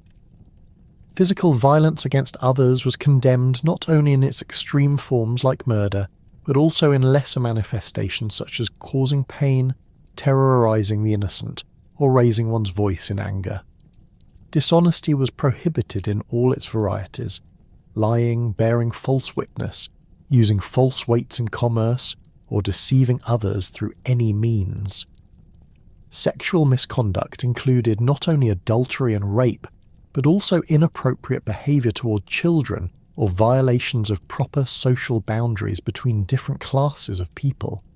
Economic crimes received particular attention in the confession, reflecting the importance of honest commerce and fair distribution of resources in Egyptian society.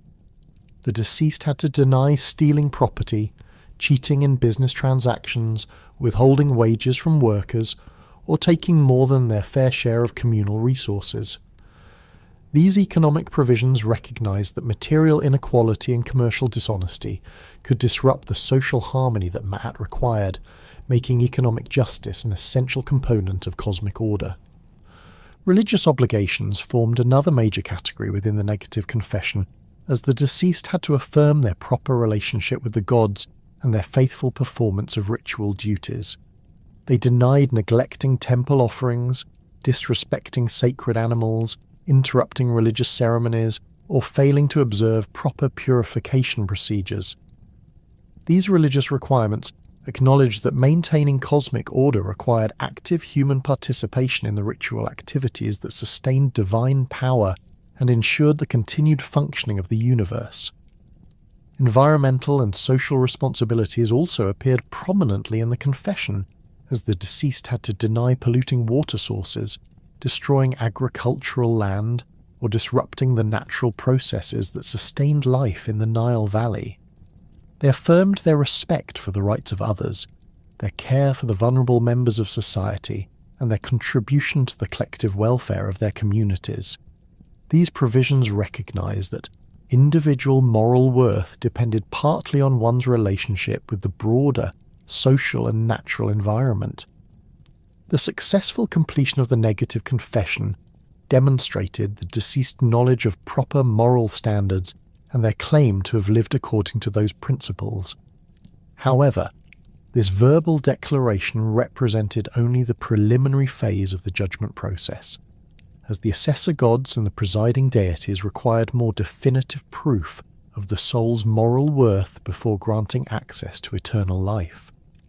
The climactic moment of the entire judgment process involved the weighing of the deceased's heart against Ma'at's feather of truth, a procedure that provided objective verification of the moral claims made during the negative confession. This weighing took place on an enormous set of scales positioned at the centre of the Hall of Two Truths, with the deceased's heart placed on one side of the balance and Ma'at's ostrich feather on the other. The scales themselves were constructed from imperishable materials and imbued with divine power that made them incapable of error or manipulation, ensuring that the judgment would reflect the true moral weight of the soul being evaluated. The heart that was weighed in these scales was not the physical organ that had pumped blood through the deceased's body during life, but rather the spiritual heart that served as the seat of consciousness, memory, moral judgment, and emotional response. Egyptian theological understanding recognized the heart as the center of personal identity and the repository of all thoughts, feelings, and intentions that had shaped an individual's character during their lifetime. This spiritual heart contained the complete record of the person's moral development, making it the perfect evidence for evaluating their fitness for eternal life. Anubis, the jackal-headed god of mummification and guardian of the dead, served as the divine technician responsible for operating the scales and ensuring the accuracy of the weighing process. His distinctive appearance, a human body topped by the head of a jackal or wild dog, connected him to the desert scavengers who naturally cleaned bones and preserved remains, making him the ideal deity to oversee the preservation and evaluation of deceased souls. Anubis's role extended far beyond simple technical operation of the scales to encompass the broader responsibility of guiding souls through the complex process of death and potential resurrection. The god's involvement in the judgment process began long before the actual weighing took place, as Anubis served as the primary guide and protector for souls making their way through the dangerous regions of the underworld.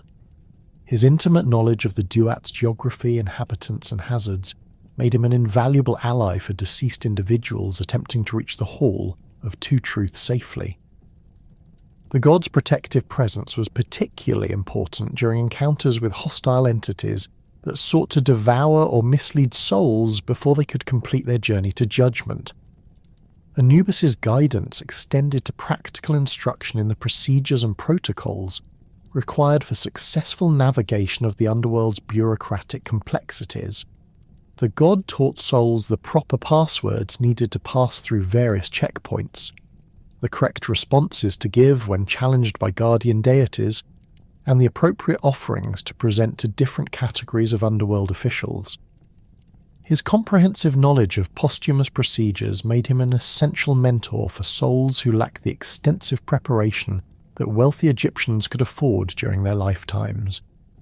During the actual weighing ceremony, Anubis performed the crucial function of adjusting the scales to ensure perfect balance and accuracy.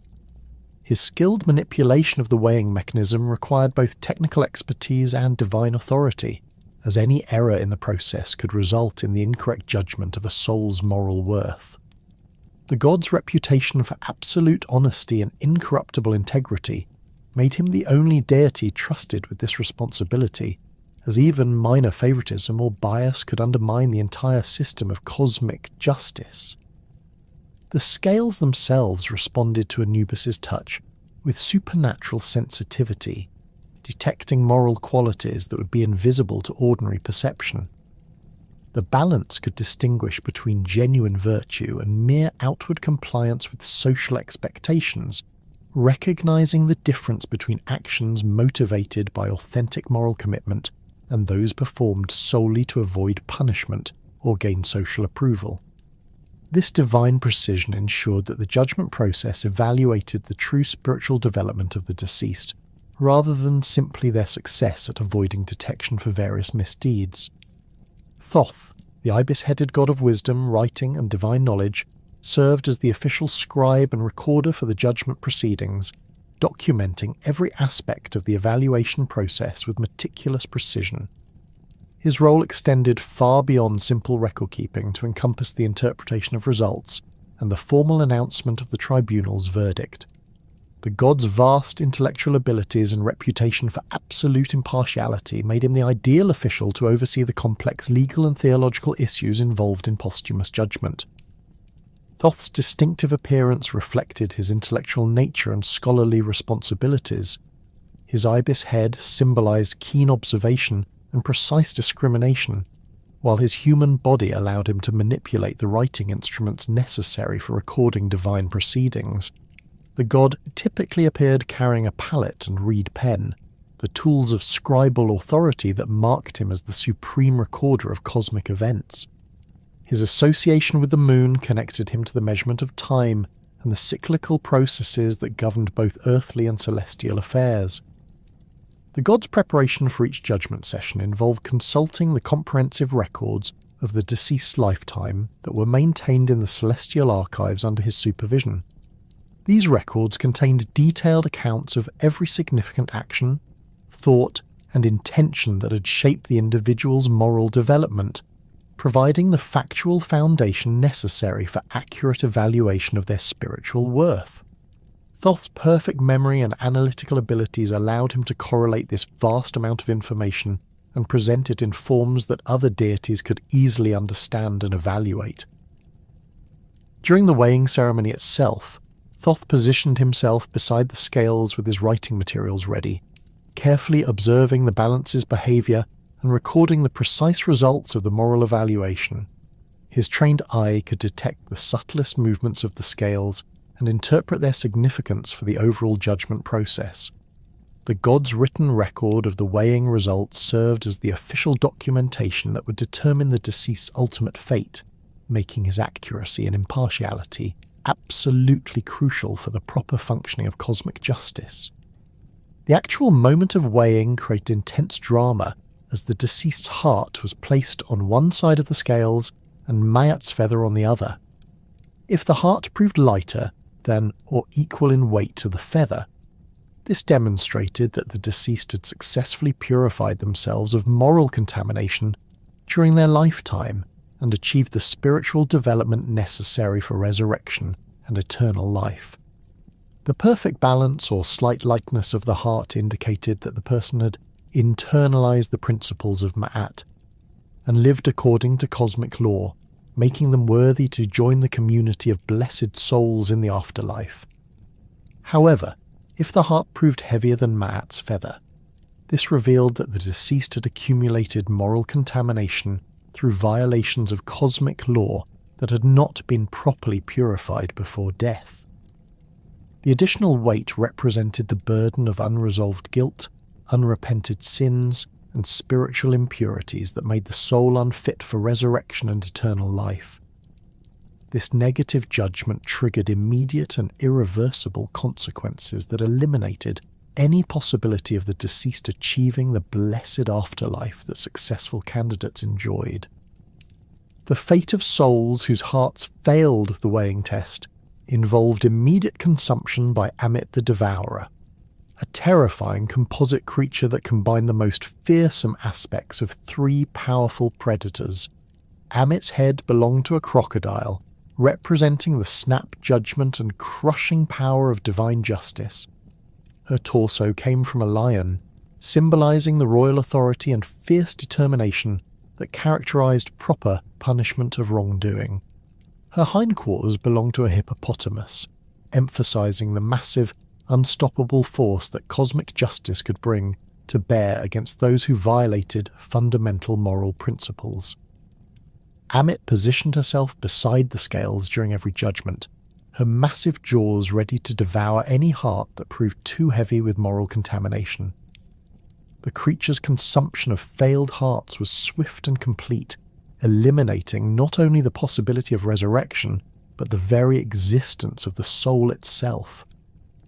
This represented the ultimate punishment in Egyptian theological understanding, not merely death or suffering, but complete obliteration that removed the individual from existence entirely. Those devoured by Amit faced what Egyptians termed the second death, a final termination that offered no hope of renewal or eventual redemption. The theological significance of this complete destruction reflected Egyptian understanding of the fundamental importance of moral development during earthly life. The judgment process provided no opportunity for posthumous repentance or gradual improvement after death. The evaluation was based entirely on the spiritual condition achieved during the deceased's lifetime. This emphasis on the finality of moral choices encouraged Egyptians to take ethical development seriously throughout their lives, recognizing that their ultimate fate depended on the character they built through daily decisions and actions. Souls who successfully passed the weighing test experienced immediate transformation into AKH, glorified spirits who had achieve the perfect spiritual development necessary for eternal life in the presence of the gods. This transformation involved not merely the preservation of individual consciousness, but its elevation to a higher level of existence that transcended the limitations and vulnerabilities of mortal life. The AKH possessed enhanced knowledge, supernatural abilities, and direct access to divine wisdom that had been impossible during their earthly existence. The newly created AKH were welcomed into the community of blessed souls that surrounded Osiris in his underworld kingdom, where they enjoyed eternal life characterized by perfect happiness, unlimited knowledge, and meaningful activity that contributed to the maintenance of cosmic order. Their existence paralleled the lives of the gods themselves, though at a somewhat lower level of power and authority.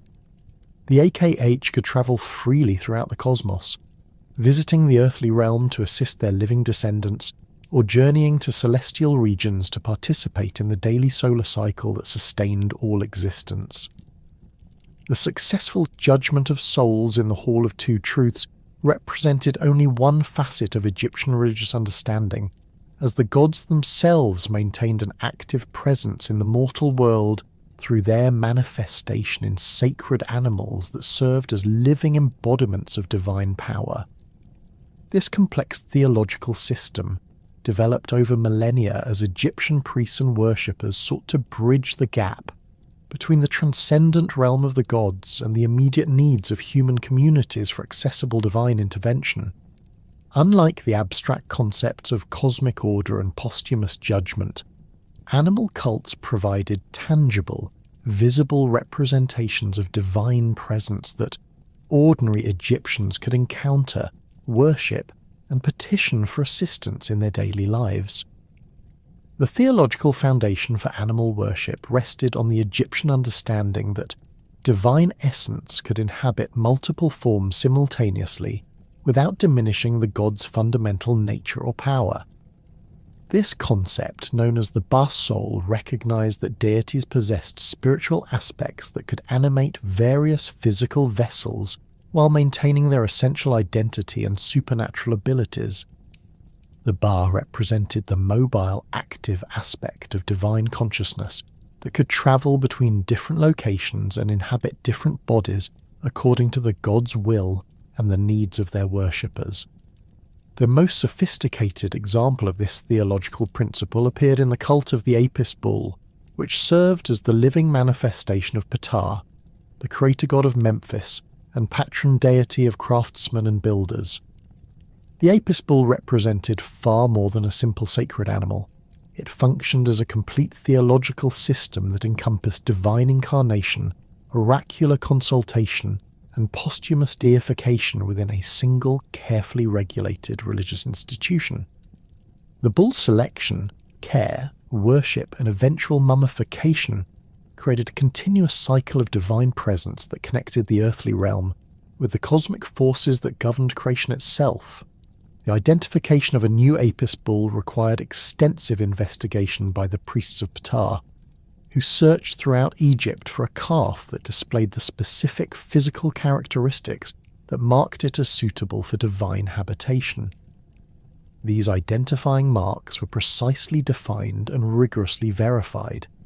The bull had to possess a black hide with specific white markings, including a triangular patch on the forehead, an eagle-shaped mark on the back, double hairs on the tail, and a scarab-shaped mark under the tongue.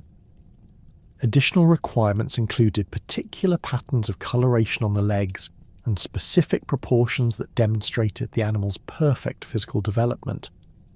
The discovery of a calf with these characteristics triggered elaborate ceremonies that formally recognized the animal as the new incarnation of Ptah and transferred it to the specially constructed facilities within the god's temple complex at Memphis. The young bull received immediate divine honors, including daily offerings of the finest foods, luxurious living quarters decorated with precious materials, and constant attendance by specially trained priests who monitored its health and interpreted its behavior for religious significance. The animal's every movement and sound was carefully observed for oracular meaning, as the god was believed to communicate divine will through the bull's natural activities. The Apis bull's temple complex at Memphis represented one of the most elaborate animal housing facilities ever constructed in the ancient world. The main building featured spacious courtyards where the bull could exercise and graze, decorated with relief carvings that depicted the animal's divine nature and its relationship to Ptah.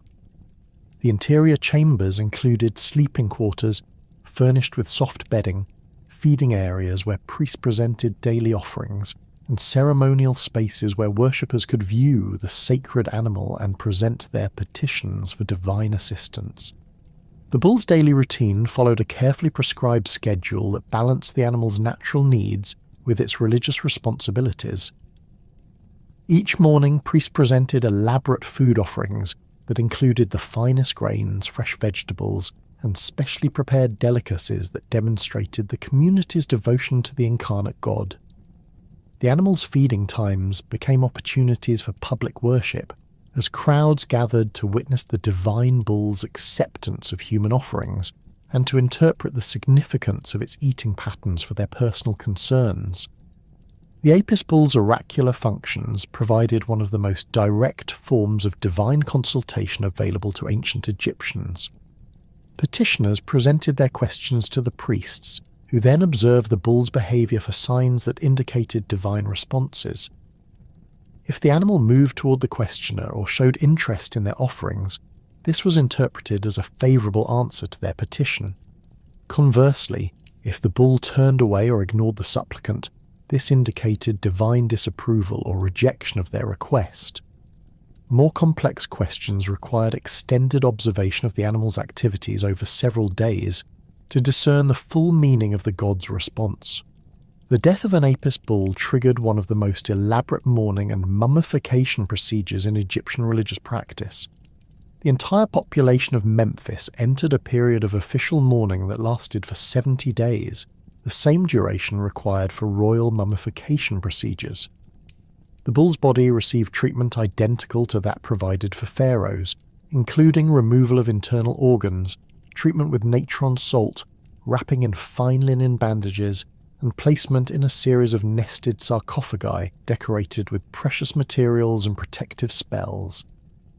The deceased Apis bull underwent posthumous deification as Osa Apis, a god who combined the creative power of Ptah with the regenerative symbolism of Osiris. This transformation elevated the animal from a simple divine vessel to a fully autonomous deity, capable of independent action and worship. The Osa Apis cult maintained its own priesthood, temple facilities, and ritual calendar that continued the divine bull's religious functions even after its physical death. The Serapeum at Saqqara served as the burial ground for successive Apis bulls, creating an underground necropolis that rivaled the royal pyramids in its architectural sophistication and religious significance. This vast complex of tunnels and burial chambers was carved directly into the bedrock beneath the desert plateau, with each bull receiving its own elaborately decorated tomb chamber, furnished with massive granite sarcophagi that weighed several tons each. The underground galleries extended for hundreds of metres, connecting dozens of individual burial chambers that housed the mummified remains of Apis bulls spanning more than a millennium of continuous worship. The sacred cats of Bastet represented a different approach to animal worship that emphasized the protective and nurturing aspects of divine power rather than the oracular and creative functions associated with the Apis bull.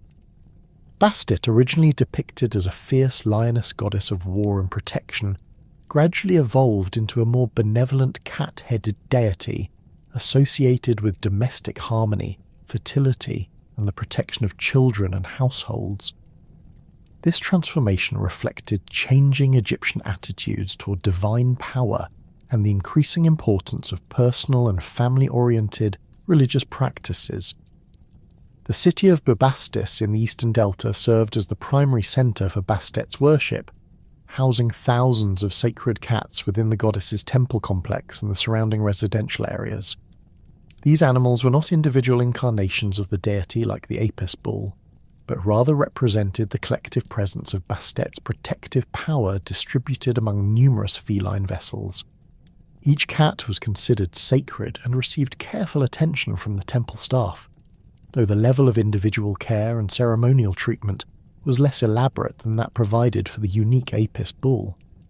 The sacred cats of Bubastis lived in large communal facilities that accommodated hundreds of animals while providing adequate space, food, and medical care for their well-being. These facilities included outdoor courtyards, where the cats could hunt and exercise, indoor sleeping areas protected from weather and predators, and specialized chambers where sick or elderly animals received medical treatment from priests trained in veterinary care. The temple complex employed dozens of cat keepers who monitored the animals' health, provided daily feeding, and maintained the cleanliness of their living spaces.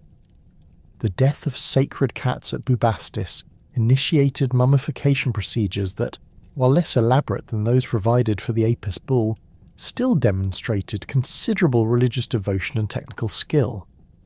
The deceased animals received individual wrapping in linen bandages, treatment with preservative materials, and placement in specially crafted cat-shaped sarcophagi or ceramic containers designed to protect their remains. These mummified cats were then buried in vast underground cemeteries that contained hundreds of thousands of individual burials, accumulated over centuries of continuous religious practice. The theological significance of feline worship extended beyond simple animal veneration to encompass complex symbolic associations that connected cats with fundamental aspects of divine power and cosmic order. The cat's natural hunting abilities made it an ideal symbol for the protective aspects of divine authority, as the animal's skill at eliminating dangerous pests like snakes and rodents paralleled the god's function in destroying chaotic forces that threatened cosmic stability.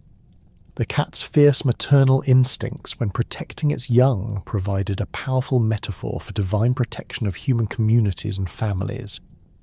The falcon's association with divine kingship represented one of the most politically significant aspects of Egyptian animal symbolism, as this bird of prey served as the primary zoomorphic form for Horus, the god whose living embodiment was the reigning pharaoh. The falcon's keen eyesight, swift flight, and predatory prowess made it an ideal symbol for royal authority and the pharaoh's ability to perceive threats to the kingdom and respond with decisive action. The bird's capacity for soaring to great heights connected it with the celestial realm and the divine perspective that legitimate rulers needed to govern effectively. The specific species of falcon associated with Horus was the peregrine falcon, a powerful predator capable of achieving tremendous speeds during hunting dives and possessing eyesight far superior to human vision. These natural characteristics provided perfect metaphors for the supernatural abilities that pharaohs claimed as divine kings: the power to see across vast distances, the ability to strike swiftly against enemies, and the capacity to rise above ordinary human limitations through connection with celestial forces. Sacred falcons maintained at various temples throughout Egypt received care and veneration similar to that provided for other divine animals, though their worship was more closely integrated with royal ceremonial functions than the cults of cats or bulls. These birds were housed in specially constructed aviaries within temple complexes, where they could fly freely while remaining under priestly supervision. Their flight patterns and hunting behaviour were carefully observed for oracular significance, particularly regarding matters of royal policy and military strategy. The ibis bird's connection to Thoth, the god of wisdom and writing, established another important category of animal worship that emphasized intellectual and scholarly aspects of divine power. The ibis's distinctive curved beak and methodical feeding behavior as it probed mud flats for food created visual associations with the reed pens used for writing and the careful, systematic approach required for scholarly investigation.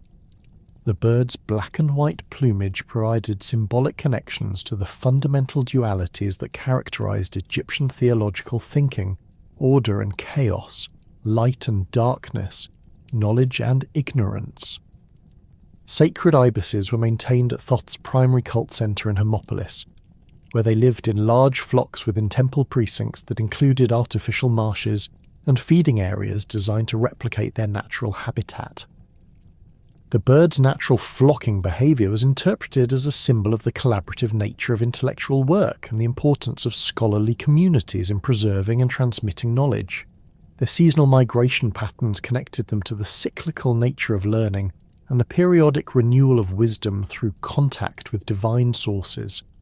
The practice of animal mummification reached extraordinary proportions during the later periods of Egyptian history, as religious devotion and commercial enterprise combined to create a massive industry devoted to preserving and burying sacred animals. The scale of this practice is demonstrated by the enormous animal cemeteries discovered at sites like Saqqara and Tuna el Gebel, which contain millions of mummified animals representing dozens of different species that were considered sacred to various deities. The Saqqara animal necropolis extended far beyond the famous Serapeum that housed the Apis bulls to include vast underground galleries dedicated to other sacred animals.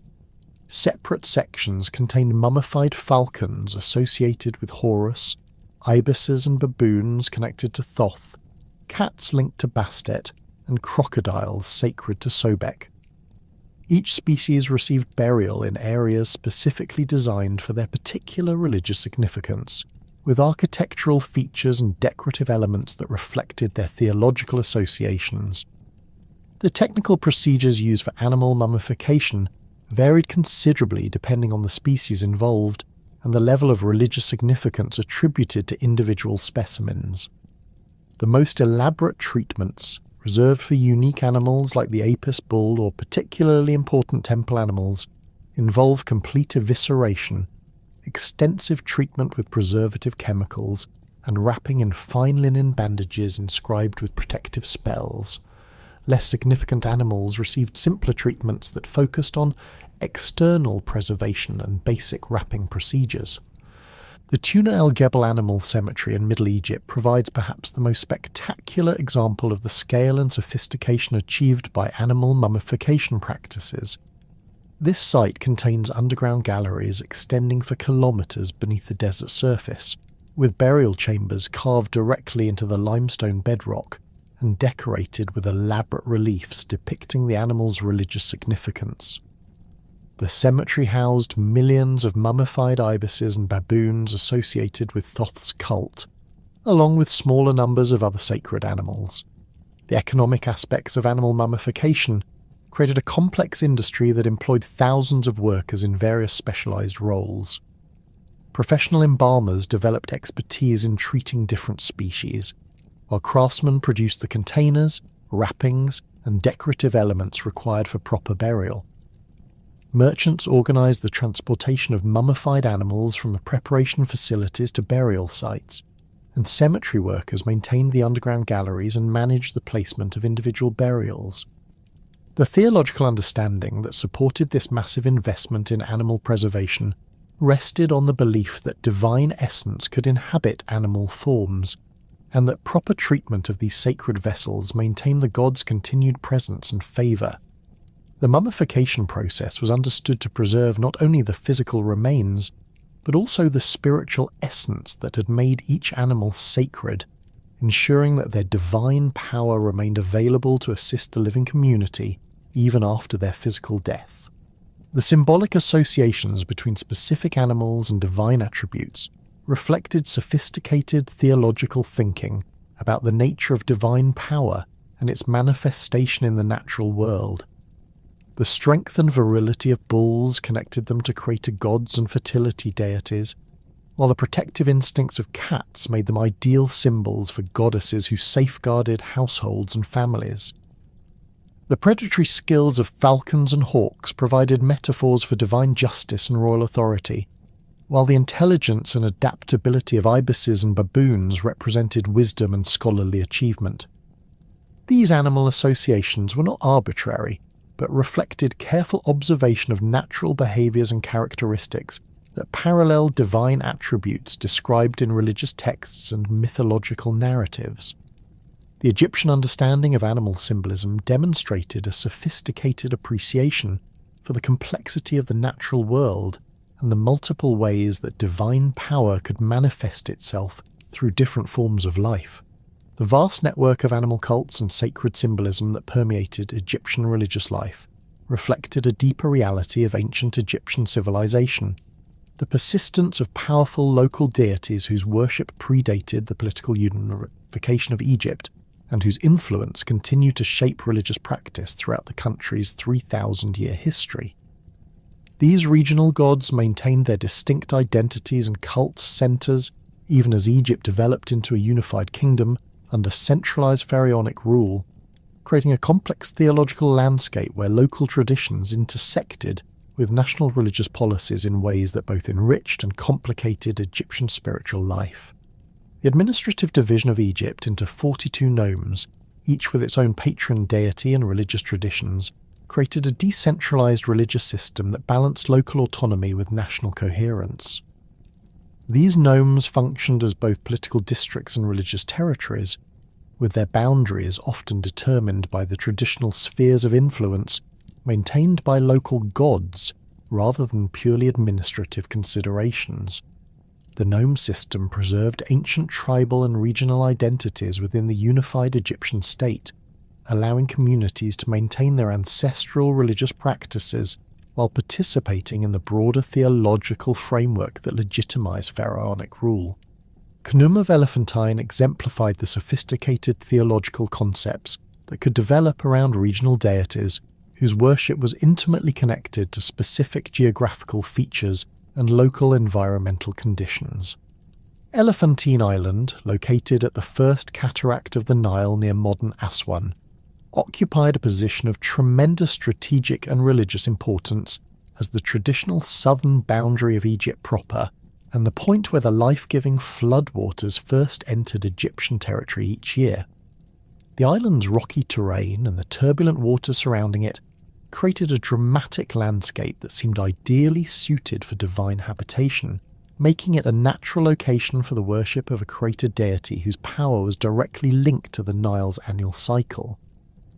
Khnum appeared as a ram-headed god whose distinctive curved horns and woolly coat connected him to the fertility and creative power associated with male sheep in ancient agricultural societies.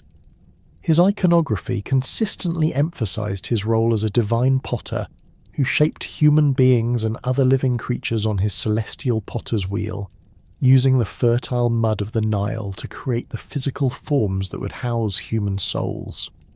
This creative method distinguished Khnum from other Egyptian created gods who brought forth life through sexual generation, divine speech, or spontaneous manifestation, establishing him as the patron deity of craftsmen and artisans who worked with clay and other malleable materials.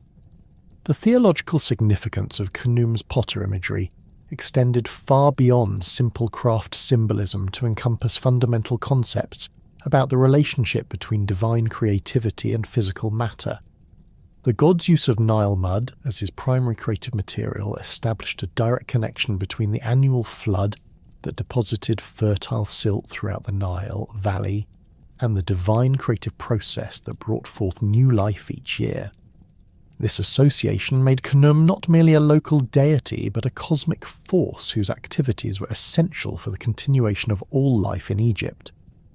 The temple complex at Elephantine that served as Khnum's primary cult centre reflected the god's importance through its architectural sophistication and the wealth of its religious endowments.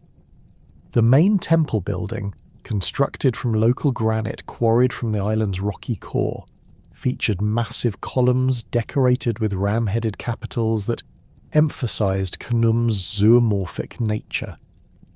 The temple's inner sanctuary housed the god's cult statue, a masterpiece of Egyptian sculptural art that depicted the deity in his ram-headed form, wearing the white crown of Upper Egypt and holding the Ankh symbol of life in his hands. The temple's most distinctive feature was the sacred well known as the Nilometer, a carefully engineered structure that measured the height of the annual flood and provided crucial information for predicting the success of each year's agricultural season. This Nilometer functioned as both a practical hydraulic instrument and a religious shrine where Khnum's control over the floodwaters was celebrated through elaborate ceremonies that marked the beginning of each inundation season. The priests who maintained the nilometer possessed specialized knowledge of hydraulic engineering and astronomical calculation that made them valuable advisors to the pharaoh and his administration. Khnum's role as the controller of the Nile's flood brought him into close theological relationship with other deities associated with the river's life-giving properties, particularly Hapi, the personification of the flood itself, and Satet, the goddess of the rushing waters that characterize the cataract region. This divine triad worked together to ensure the proper timing and extent of each year's inundation, with Khnum providing the creative force, Satet controlling the water's flow, and Hapi embodying the flood's fertilizing power. Their collaboration demonstrated how regional deities could be integrated into larger theological systems without losing their distinct identities or local significance. The worship of Khnum extended beyond Elephantine to include cult centres throughout the Cataract region and into Nubia, where Egyptian religious influence mingled with local African traditions to create syncretic forms of worship that combined Egyptian theological concepts with indigenous spiritual practices. These southern extensions of Khnum's cult reflected Egypt's complex relationship with Nubia, where military conquest and commercial exploitation were balanced by genuine religious exchange and mutual cultural influence. Sobek of the Fayum represented a different type of regional deity whose worship was intimately connected to the unique ecological conditions of a specific geographical region, rather than a single cult centre or administrative district. The Fayum Depression, a large oasis west of the Nile Valley that was connected to the main river by a natural channel, supported an extensive system of lakes, marshes and irrigation canals that created ideal habitat for large populations of Nile crocodiles. These formidable predators, reaching lengths of up to 20 feet and possessing crushing jaws capable of destroying boats and killing large animals, commanded both fear and respect from the human populations who shared their aquatic environment. Sobek's crocodile form embodied the dual nature of divine power as both protective and dangerous, capable of providing essential benefits while also posing serious threats to those who fail to show proper respect or maintain appropriate ritual relationships. The god's massive jaws and armoured hide made him an ideal symbol for the pharaoh's military power and his ability to destroy enemies of Egypt, while his association with water and fertility connected him to the life-giving aspects of divine authority that sustained agricultural prosperity and population growth. The city of Crocodilopolis, located in the heart of the Fayum region, served as Sobek's primary cult centre and housed one of the most elaborate animal worship facilities in ancient Egypt. The temple complex included extensive pools and artificial lakes where sacred crocodiles lived under careful priestly supervision, receiving daily offerings of food and participating in religious ceremonies that celebrated their divine nature. The largest and most sacred of these crocodiles, known as Petsuchos, received individual worship as the living embodiment of Sobek himself, wearing golden jewellery and receiving treatment that rivaled that provided for the Apis bull at Memphis. The care and feeding of sacred crocodiles required specialised knowledge and considerable courage from the priests responsible for their maintenance. These reptiles, despite their sacred status, retain their natural predatory instincts and could pose serious dangers to their human caretakers if not handled with appropriate skill and respect. The priests developed elaborate procedures for approaching the sacred animals, including specific offerings and ritual gestures that seemed to calm the crocodiles and reduce the risk of aggressive behaviour. The temple's pools were designed as miniature representations of the primordial waters of creation, complete with artificial islands, aquatic vegetation, and carefully controlled water levels that maintained optimal conditions for the sacred crocodile's health and comfort. The pool's architecture incorporated both practical considerations for animal husbandry and symbolic elements that emphasized the theological significance of the crocodile's presence. Elaborate drainage systems prevented stagnation, while decorative elements depicted scenes from creation myths that featured Sobek as a primordial deity who emerged from the waters of chaos to establish cosmic order. The mummification of sacred crocodiles at Crocodilopolis created some of the most technically challenging preservation procedures attempted by Egyptian embalmers. The reptile's tough, scaly hide and massive size required specialized tools and techniques that differed significantly from those used for human mummification or the preservation of smaller sacred animals. The larger specimens required multiple embalmers working in coordination to remove internal organs, treat the body cavity with preservative materials, and wrap the entire carcass in linen bandages that could accommodate the crocodile's distinctive body shape. The theological understanding of Sobek's nature incorporated complex concepts about the relationship between civilized order and untamed natural forces that could never be completely domesticated or controlled. Unlike some other animal deities whose sacred representatives lived in relatively controlled temple environments, Sobek's crocodile form retained its essential wildness even within religious contexts.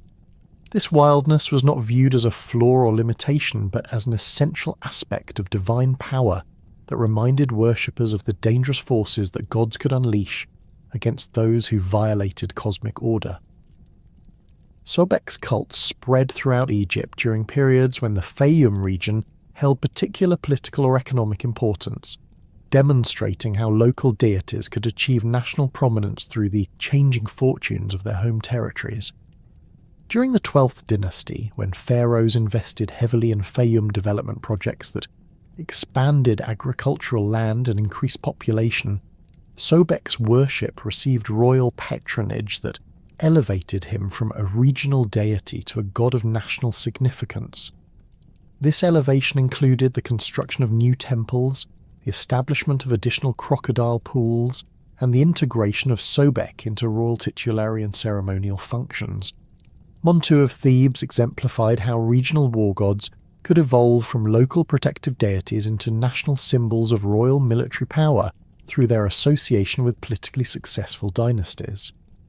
Originally worshipped as the patron deity of the Theban nome in Upper Egypt, Montu's fierce nature and association with military victory made him an ideal divine patron for the ambitious local rulers who would eventually establish the Middle Kingdom and restore Egyptian unity after the political fragmentation of the First Intermediate Period.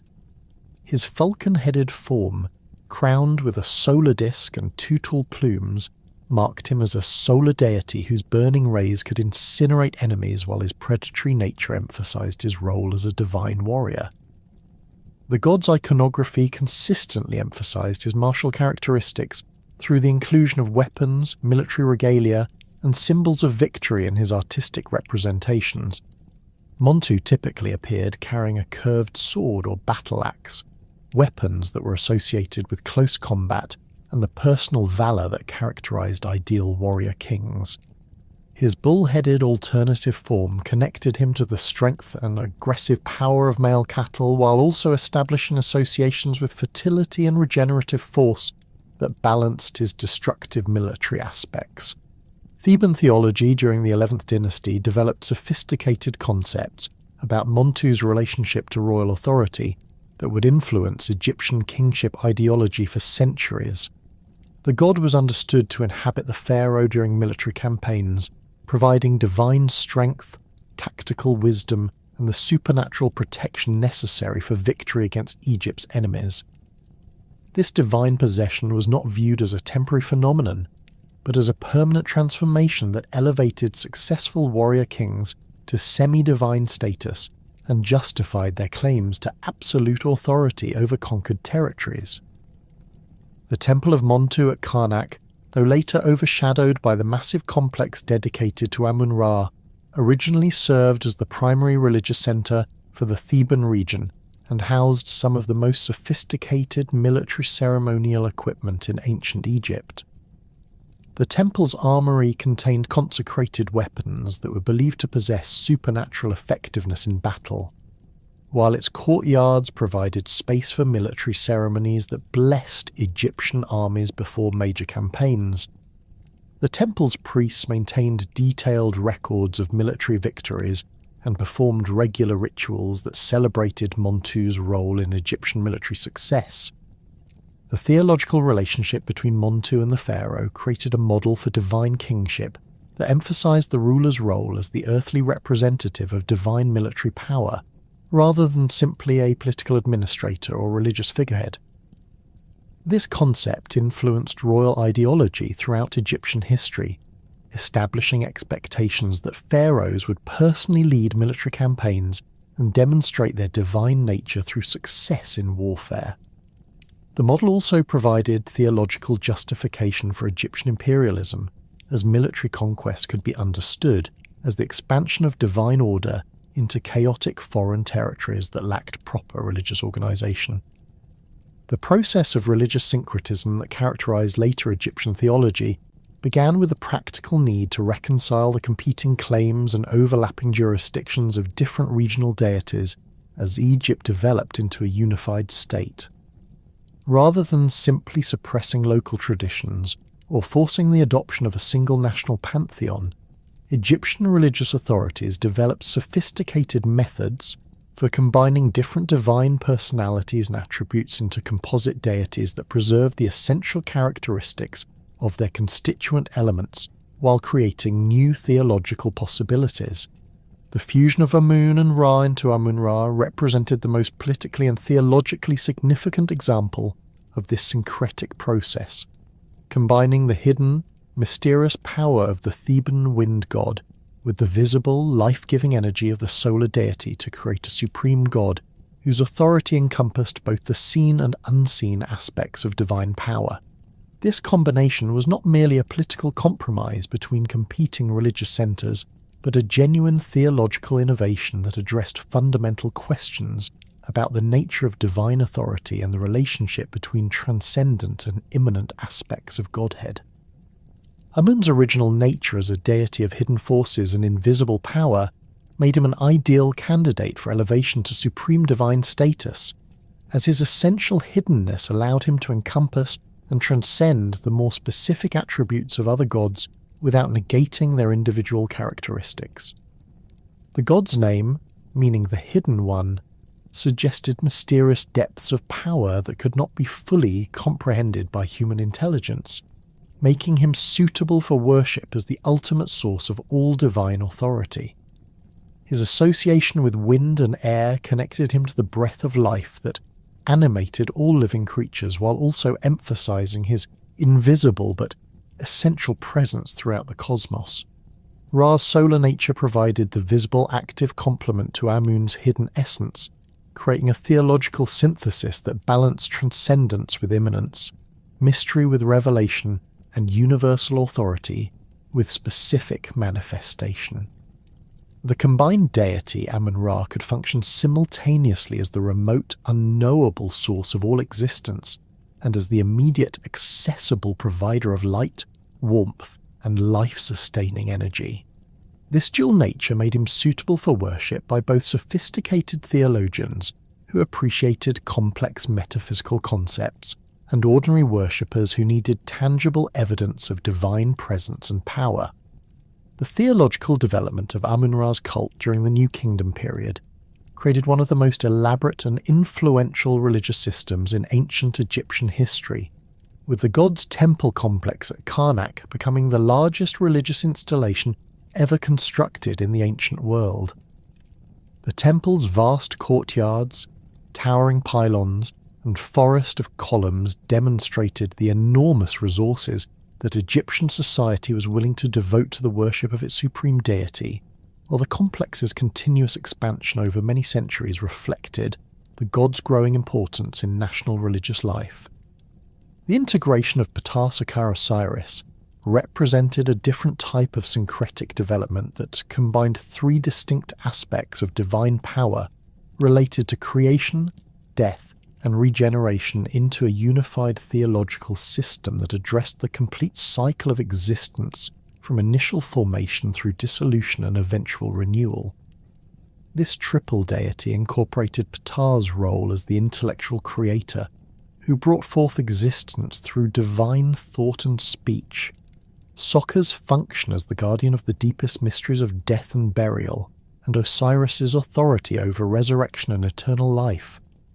Pitar's contribution to this syncretic combination provided the theological foundation for understanding creation as an intellectual rather than physical process, emphasizing the role of divine wisdom and planning in establishing cosmic order.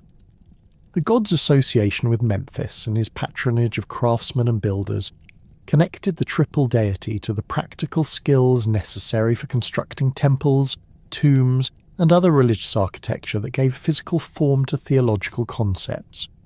His creative method through divine speech established precedents for the magical use of words and incantations in religious rituals. Sokka's hawk-headed form and association with the Memphite necropolis brought specialized knowledge of death and burial procedures to the syncretic combination, particularly the technical aspects of mummification and tomb construction that were essential for successful transition from earthly life to posthumous existence. The god's connection to the darkest and most mysterious regions of the underworld provided access to esoteric knowledge that was necessary for guiding souls through the dangerous passages that led to judgment and potential resurrection. Osiris's role as the judge of the dead and ruler of the afterlife completed the theological synthesis by providing the promise of eventual renewal and eternal life that made the entire cycle of existence meaningful and hopeful rather than simply a progression toward final termination. His personal experience of death and resurrection qualified him to understand the challenges faced by deceased souls, while his divine authority provided the power necessary to grant eternal life to those who proved worthy through moral development and proper ritual preparation. The rise of Theban theology during the Middle and New Kingdoms demonstrated how regional religious traditions could achieve national and even international prominence through their association with politically successful dynasties and their ability to address the spiritual needs of expanding imperial societies. The elevation of Amun from a relatively obscure local wind god to the supreme deity of the Egyptian pantheon reflected not only the political success of Theban rulers, but also the theological sophistication of Theban priests, who developed compelling explanations for their god's universal authority and cosmic significance. The elevation of regional deities to national prominence through political and theological innovation created the foundation for understanding divine power as an active force that could be accessed, channeled, and directed through proper knowledge and ritual procedures. At the heart of this understanding stood Heka, a concept so fundamental to Egyptian civilization that it functioned simultaneously as a primordial cosmic force, a personified deity, and a practical system of magical techniques that permeated every aspect of religious and daily life. Unlike modern Western distinctions between religion, magic, and science, Egyptian thought recognized Heka as the underlying power that made all divine activity possible and the means through which humans could participate in the maintenance of cosmic order. As a primordial force, Heka existed before the creation of the universe itself, representing the raw creative energy that the first gods would harness to bring forth existence from the chaotic waters of none. The coffin texts describe Heka as the power that Atum possessed within himself during the act of self-generation, the force that enabled the creator god to speak reality into being and establish the fundamental structures of cosmic order. This primordial aspect of Heka made it more than simply magical power. It was the essential creative principle that underlay all existence and made both divine and human consciousness possible. The personification of Heka as a deity provided Egyptians with a divine patron who could be petitioned for magical knowledge and supernatural assistance. Heka appeared in Egyptian art as a man wearing a curved beard and holding serpents in his hands, symbols that emphasized his mastery over the dangerous forces of chaos and his ability to transform potentially destructive power into beneficial energy. His serpentine associations connected him to the primordial waters of creation, while also marking him as a deity who could navigate the boundaries between order and chaos without being corrupted by contact with chaotic forces. Heka's role as a member of Ra's solar bark crew demonstrated his essential function in maintaining cosmic order through the daily cycle of solar death and rebirth.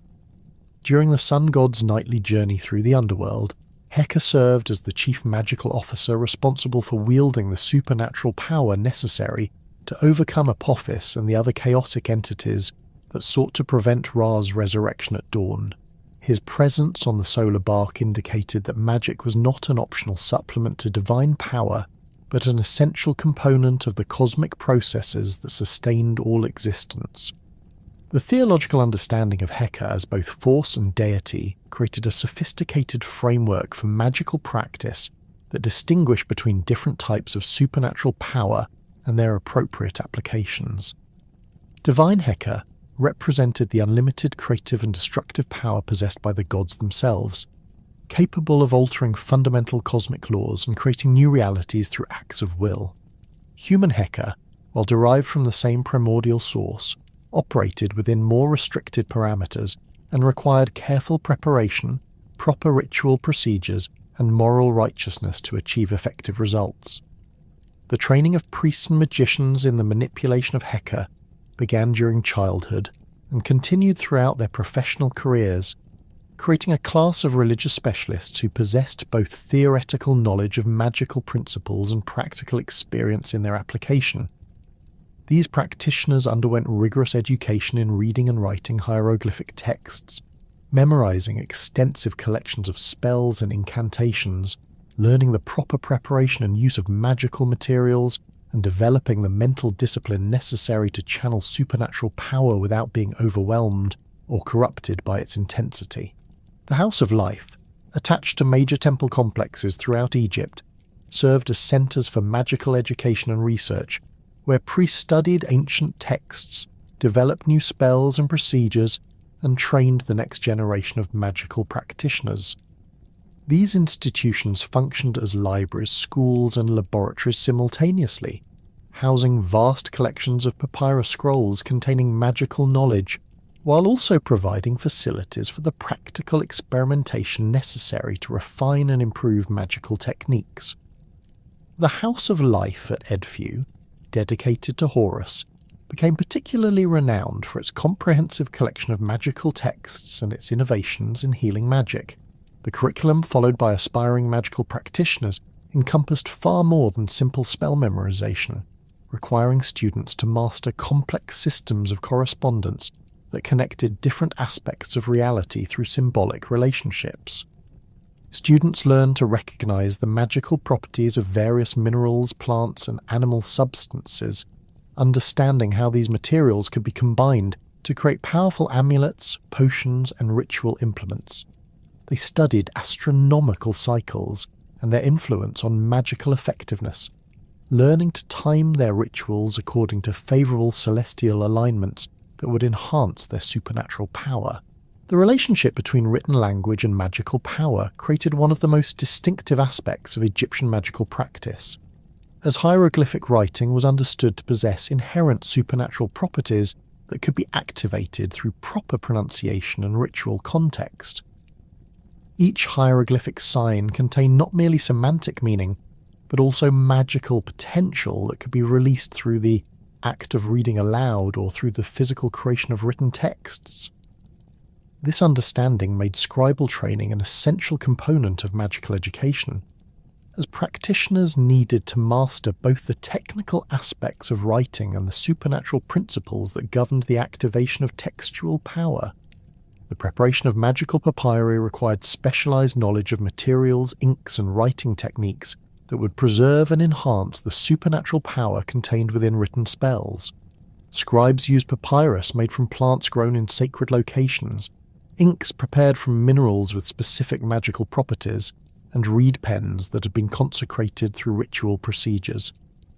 The physical act of writing became a magical ritual in itself, with scribes following prescribed procedures for the formation of individual signs and the arrangement of text on the papyrus surface.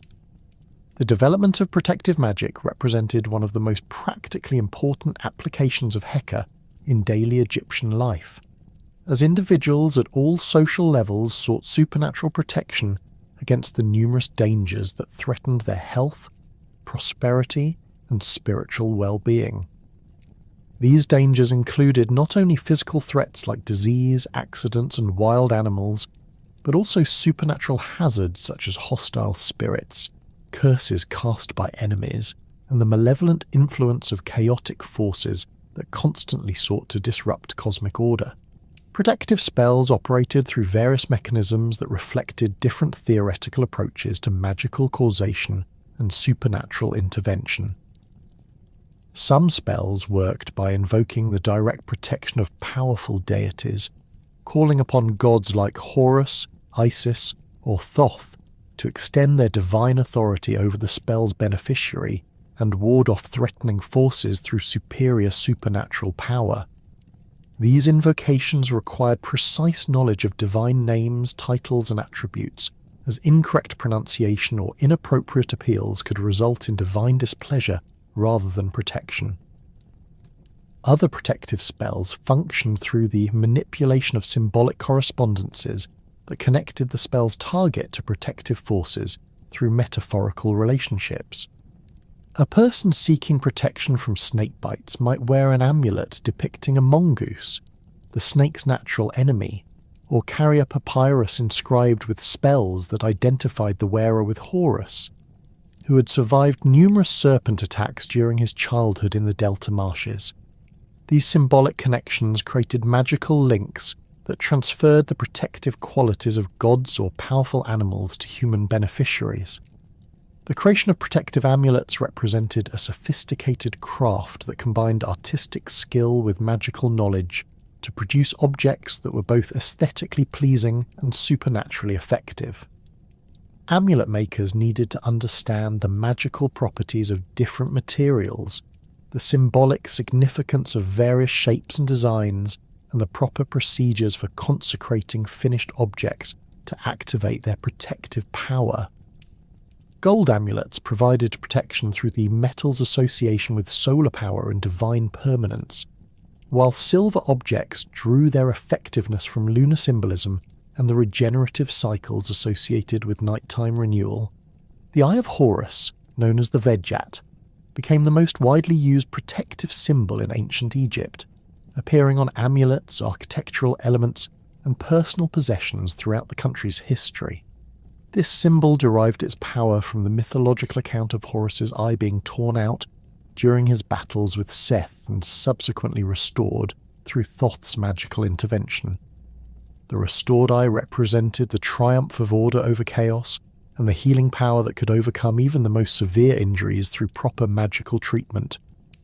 The Vejat's mathematical symbolism added another layer of meaning to its protective function, as the eye's various components corresponded to different fractions that together represented completeness and perfection. The eyebrow represented 1/8, the pupil 1/4, the tear duct 1/16, and so forth, with the complete eye symbolizing the restoration of wholeness after damage or loss. This mathematical precision reflected the Egyptian understanding that effective magic required exact knowledge and careful attention to detail rather than vague appeals to supernatural power. Healing magic represented another crucial application of Heka that addressed the medical needs of Egyptian society through supernatural intervention, combined with practical therapeutic techniques. Egyptian medical practice made no sharp distinction between natural and supernatural causes of illness, recognizing that disease could result from physical factors like injury or infection, spiritual causes such as divine displeasure or moral transgression, or magical attacks launched by human or supernatural enemies. Effective treatment therefore required practitioners who could diagnose the underlying cause of illness and apply appropriate combinations of medical and magical remedies. The Edwin Smith Papyrus and the Ebers Papyrus, two of the most important surviving Egyptian medical texts, demonstrate the sophisticated integration of magical and practical healing techniques that characterized Egyptian medical practice. These documents contain detailed descriptions of surgical procedures, pharmaceutical preparations, and diagnostic methods alongside magical spells, protective incantations, and ritual procedures designed to enhance the effectiveness of physical treatments. The texts reveal a medical system that was simultaneously rational and supernatural, combining careful empirical observation with profound belief in the power of divine intervention. Magical healing spells typically began with the identification of the patient with a deity who had experienced and overcome similar afflictions, creating a symbolic connection that allowed the divine healing to be transferred to the human sufferer. Patients with eye injuries were identified with Horus, whose damaged eye had been magically restored, while those suffering from poisoning were connected to Ra, who had survived the venom administered by Isis when she sought to learn his secret name.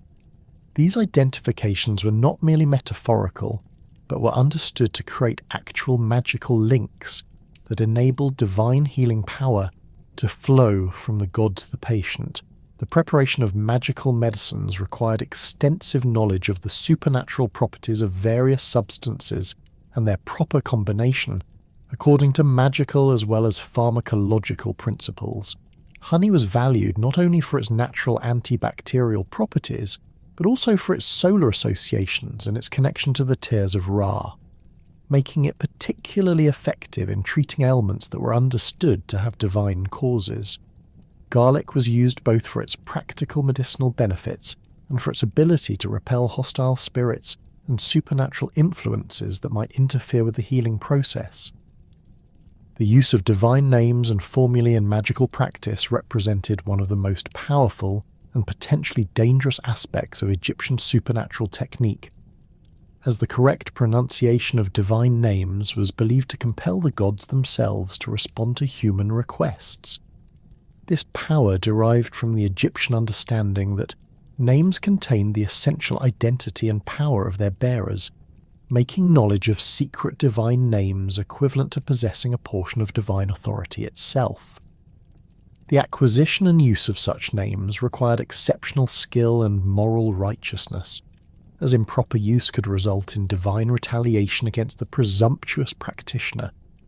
The secret name of Ra, revealed to Isis through her cunning use of magical poison, became one of the most sought-after pieces of esoteric knowledge in Egyptian magical tradition. Texts describing this name were carefully guarded and transmitted only to the most trusted and accomplished practitioners who understood both its tremendous power and the grave responsibilities that accompanied its use.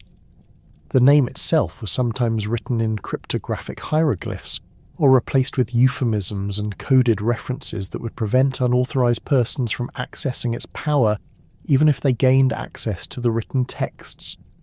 The magical formulae used to activate divine names followed precise patterns that had been developed through centuries of experimentation and refinement by successive generations of magical practitioners. These formulae typically began with elaborate praise of the deity being invoked, establishing the practitioner's respect and devotion while also demonstrating their knowledge of the god's attributes and mythology. The central portion of the formula contained the specific request being made, phrased in language that emphasized the cosmic significance of granting the petition and the dire consequences that would result from refusal. The integration of magic into state ceremonies reflected the Egyptian understanding that royal authority itself depended on supernatural power, and that the pharaoh's effectiveness as a ruler required continuous magical support and divine approval. Coronation ceremonies included elaborate magical rituals designed to transfer divine power to the new king and establish his supernatural connection to the gods who legitimized his rule. These rituals involved the recitation of ancient spells, the presentation of magically charged regalia, and the performance of symbolic actions that activated the king's divine nature and enabled him to function as the earthly representative of cosmic order. The daily temple rituals performed throughout Egypt served not only as acts of worship but also as magical procedures that maintained the gods' presence in their earthly shrines and ensured their continued willingness to support Egyptian civilization. These rituals followed precise sequences that had been established during the earliest periods of Egyptian history and were understood to be essential for preventing the gods from abandoning their temples and leaving Egypt vulnerable to chaotic forces.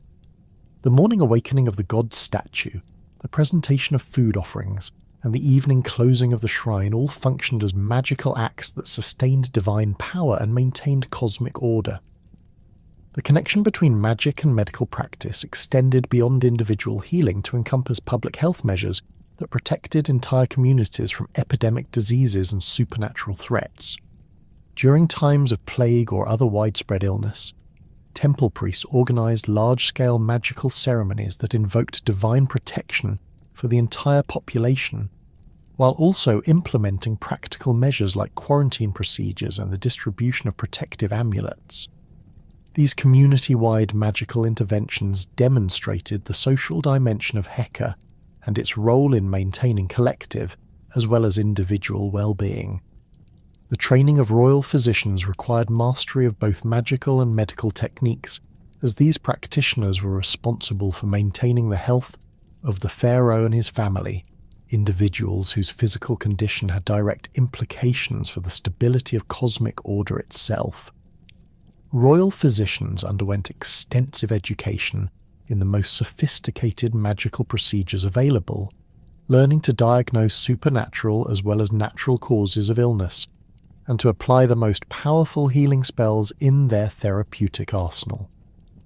Their position at court also required them to serve as magical advisors who could interpret omens, ward off curses, and provide supernatural protection for royal activities.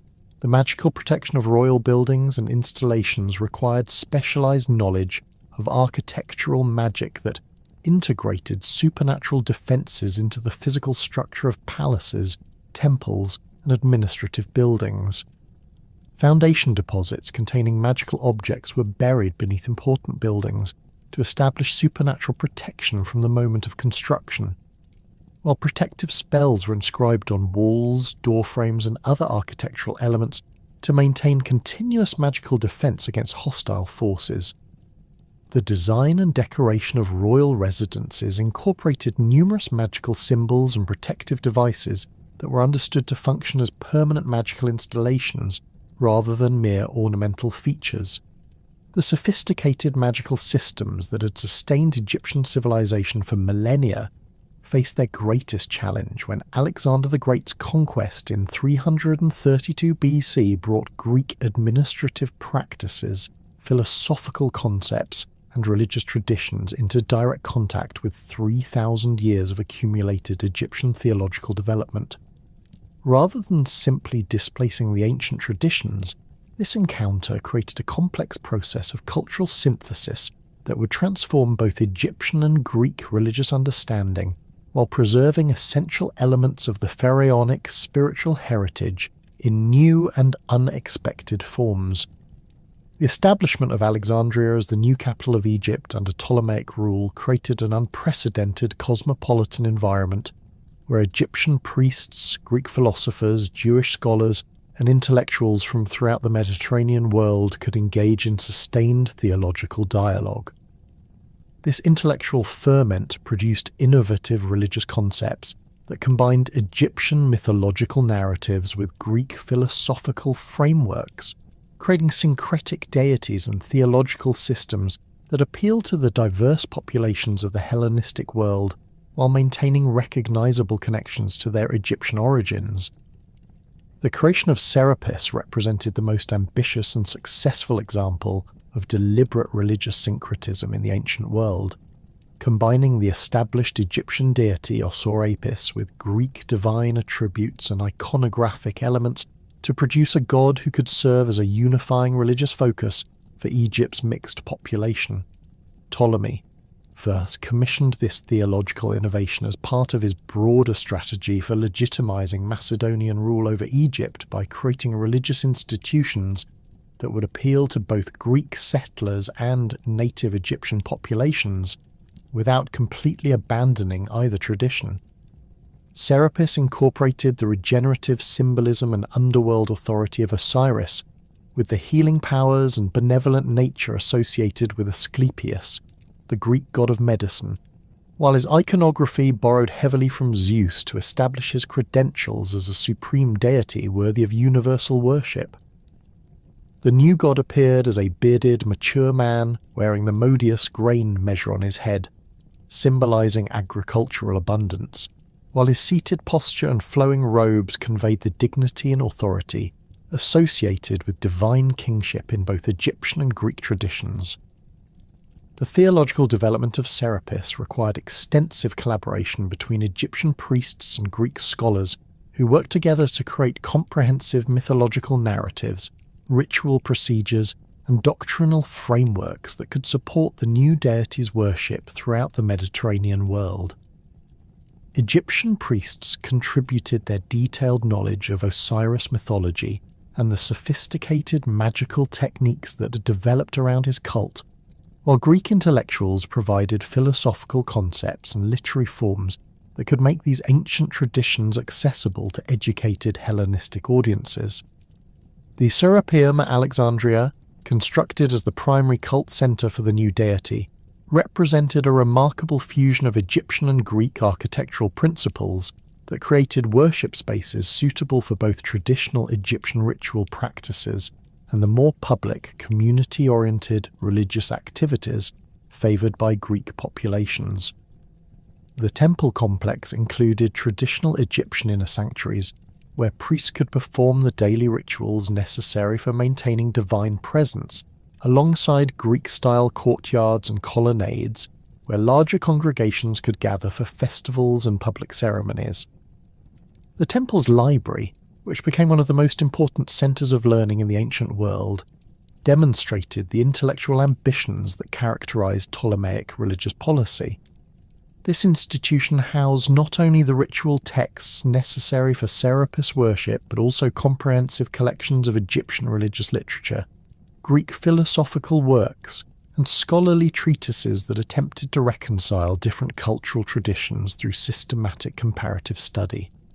The library's scholars produced influential works on Egyptian religion that preserved ancient mythological traditions while interpreting them through Greek philosophical categories. The international spread of Serapis worship throughout the Mediterranean world demonstrated the appeal of Egyptian religious concepts when presented in forms that could accommodate diverse cultural expectations and spiritual needs. Serapis temples appeared in major cities from Rome to Athens to Rhodes, each adapting the god's worship to local conditions while maintaining essential theological connections to the Egyptian origins of his cult.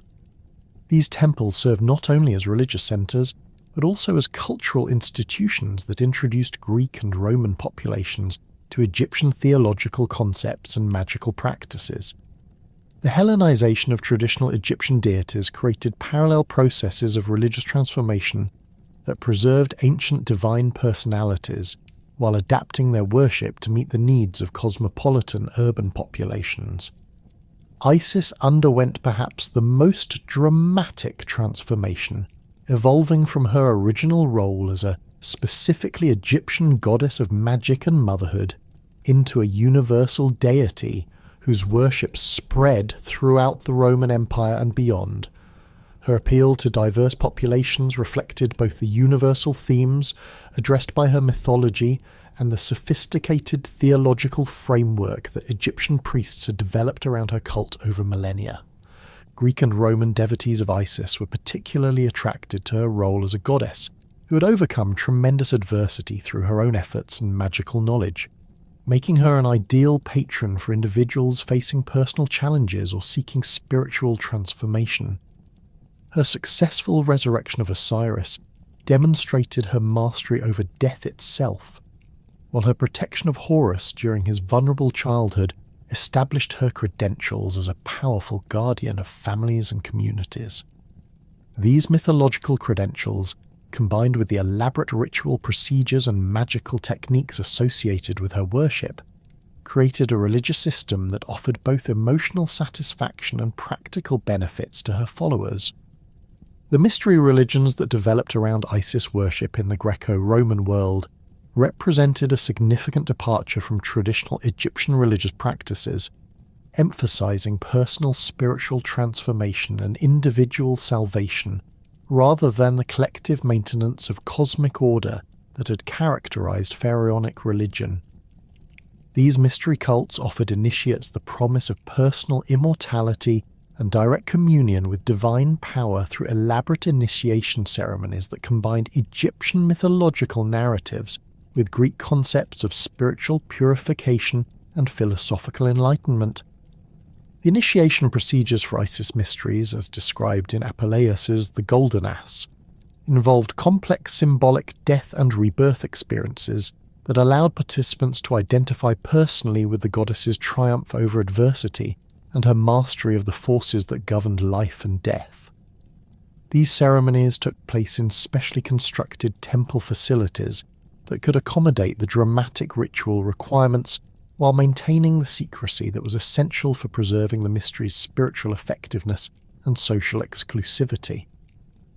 The spread of Isis worship created networks of religious communication that connected Egypt with distant provinces of the Roman Empire, facilitating the transmission not only of theological concepts, but also of practical magical techniques, medical knowledge, and artistic traditions that had originated in pharaonic civilization.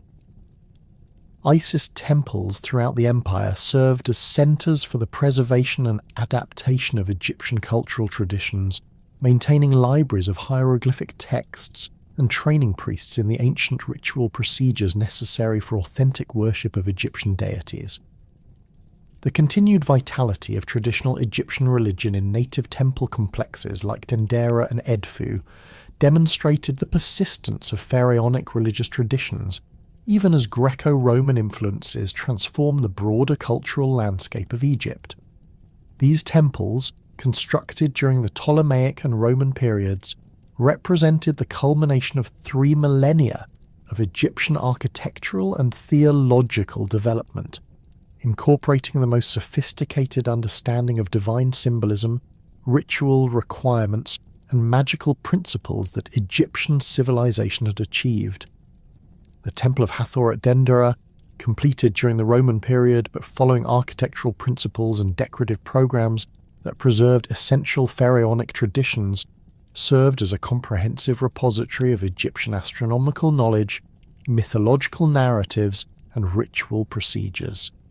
The temple's elaborate ceiling decorations included detailed astronomical charts that recorded the movements of stars and planets according to Egyptian mathematical calculations, while its wall reliefs preserved complete versions of important mythological cycles that might otherwise have been lost during the cultural transformations of the Hellenistic period. The temple's crypts contained hidden chambers where the most sacred cult objects and ritual implements were stored, protected from both physical damage and unauthorized access by individuals who lacked the proper initiations and moral qualifications for handling such powerful religious artifacts. These underground facilities included workshops where priests continued to manufacture traditional Egyptian religious objects according to ancient specifications, maintaining craft traditions that connected Roman period religious practices directly to pharaonic precedents. The Temple of Horus at Edfu, constructed over a period of 180 years during the Ptolemaic period, preserved not only architectural traditions, but also extensive textual records that documented traditional Egyptian religious practices, mythological narratives, and magical procedures with unprecedented completeness.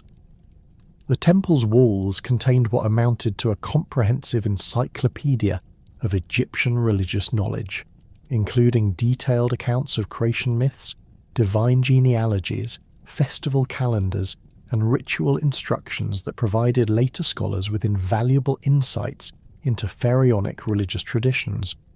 The Edfu texts included extensive accounts of the contendings between Horus and Seth that preserved mythological details not found in earlier sources, while also documenting the elaborate festival celebrations that brought together communities from throughout Upper Egypt to participate in dramatic reenactments of divine conflicts and triumphs.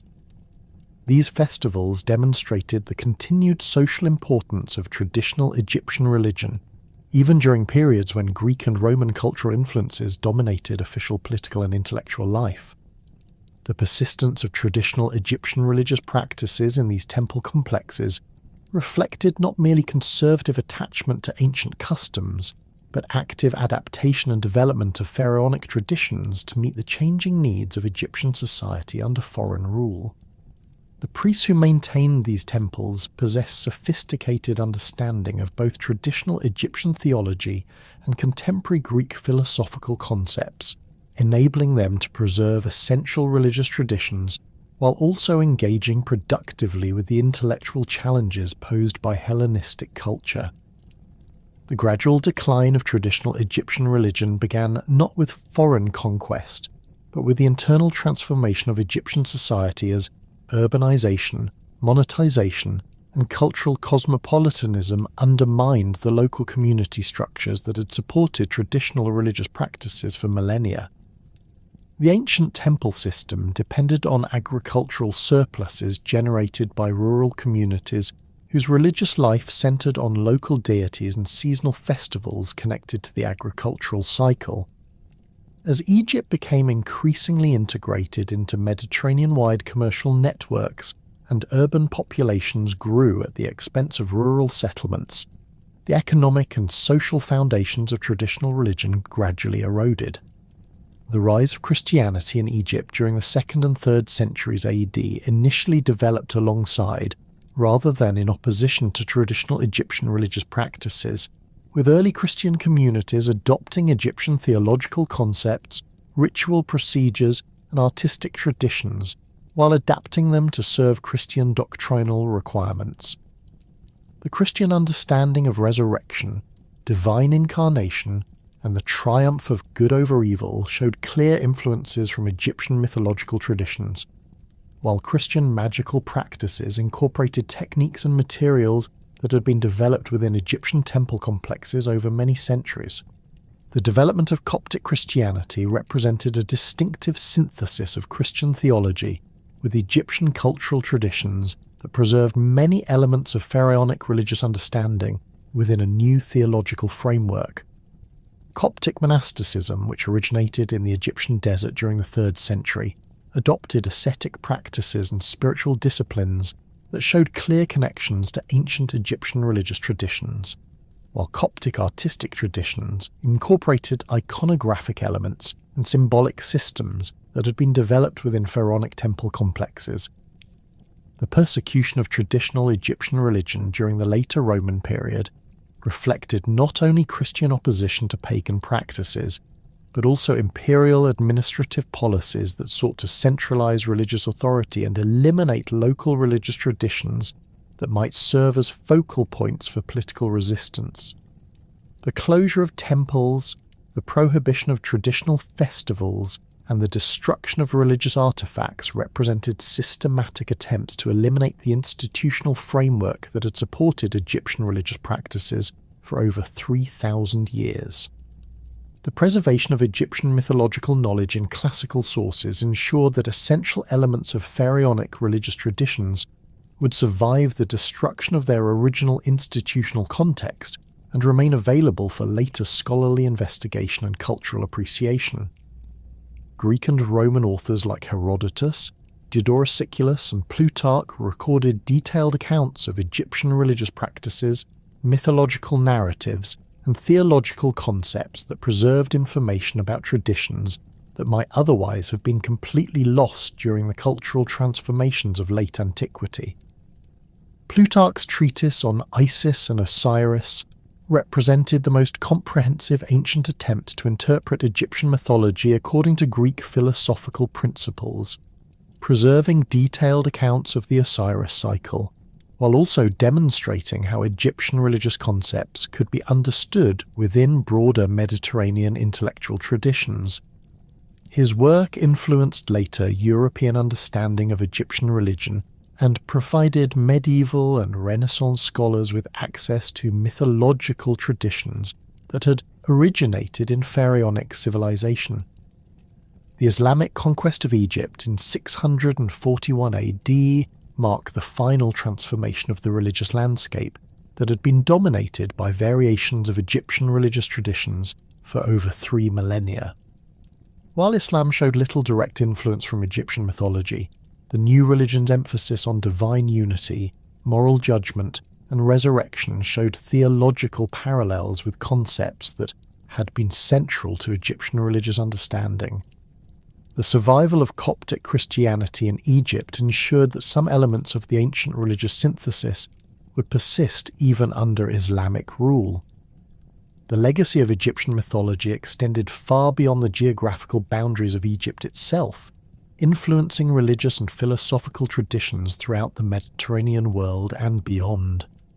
The concepts of divine kingship, posthumous judgment, and resurrection that had been central to Egyptian religious understanding appeared in various forms within Judaism, Christianity, and Islam, while Egyptian magical practices and astrological traditions continued to influence European intellectual development throughout the medieval and Renaissance periods.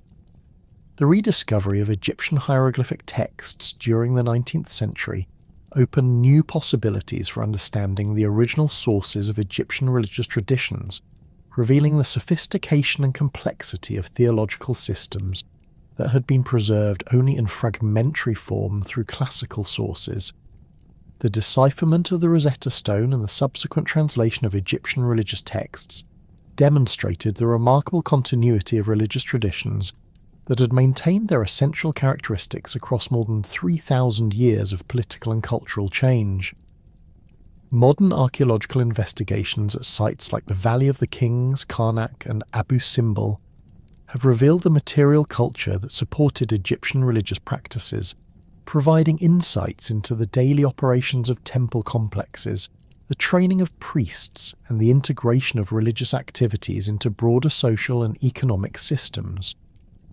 These discoveries have demonstrated that Egyptian religion was not simply a collection of mythological narratives, but a comprehensive system of beliefs and practices that shaped every aspect of ancient Egyptian civilization. The influence of Egyptian mythology on modern popular culture, literature, and spiritual movements demonstrates the enduring appeal of religious concepts that were first developed along the Nile River over 5,000 years ago. The themes of death and resurrection, the struggle between order and chaos, and the possibility of achieving immortality through moral development continue to resonate with contemporary audiences, while the visual symbols and artistic traditions of ancient Egypt remain instantly recognizable elements of global cultural literacy. The study of Egyptian mythology provides modern scholars with unparalleled insights into the development of human religious consciousness and the ways that spiritual traditions adapt to changing social and political circumstances while maintaining their essential character. The 3,000-year span of Egyptian civilization offers a unique opportunity to observe how religious concepts evolve over extended periods while preserving their fundamental theological commitments and their capacity to address universal human concerns about meaning, mortality, and the relationship between earthly existence and transcendent reality. Thus concluded one of humanity's most enduring and influential religious traditions, whose gods had witnessed the rise and fall of empires, the transformation of human consciousness, and the eternal cycle of death and renewal that governs all existence. Though the last hieroglyphic inscription was carved in 394 AD, and the final traditional temple closed its doors forever, the mythological legacy of ancient Egypt continues to inspire, challenge, and illuminate human understanding of the divine mysteries that lie at the heart of existence itself.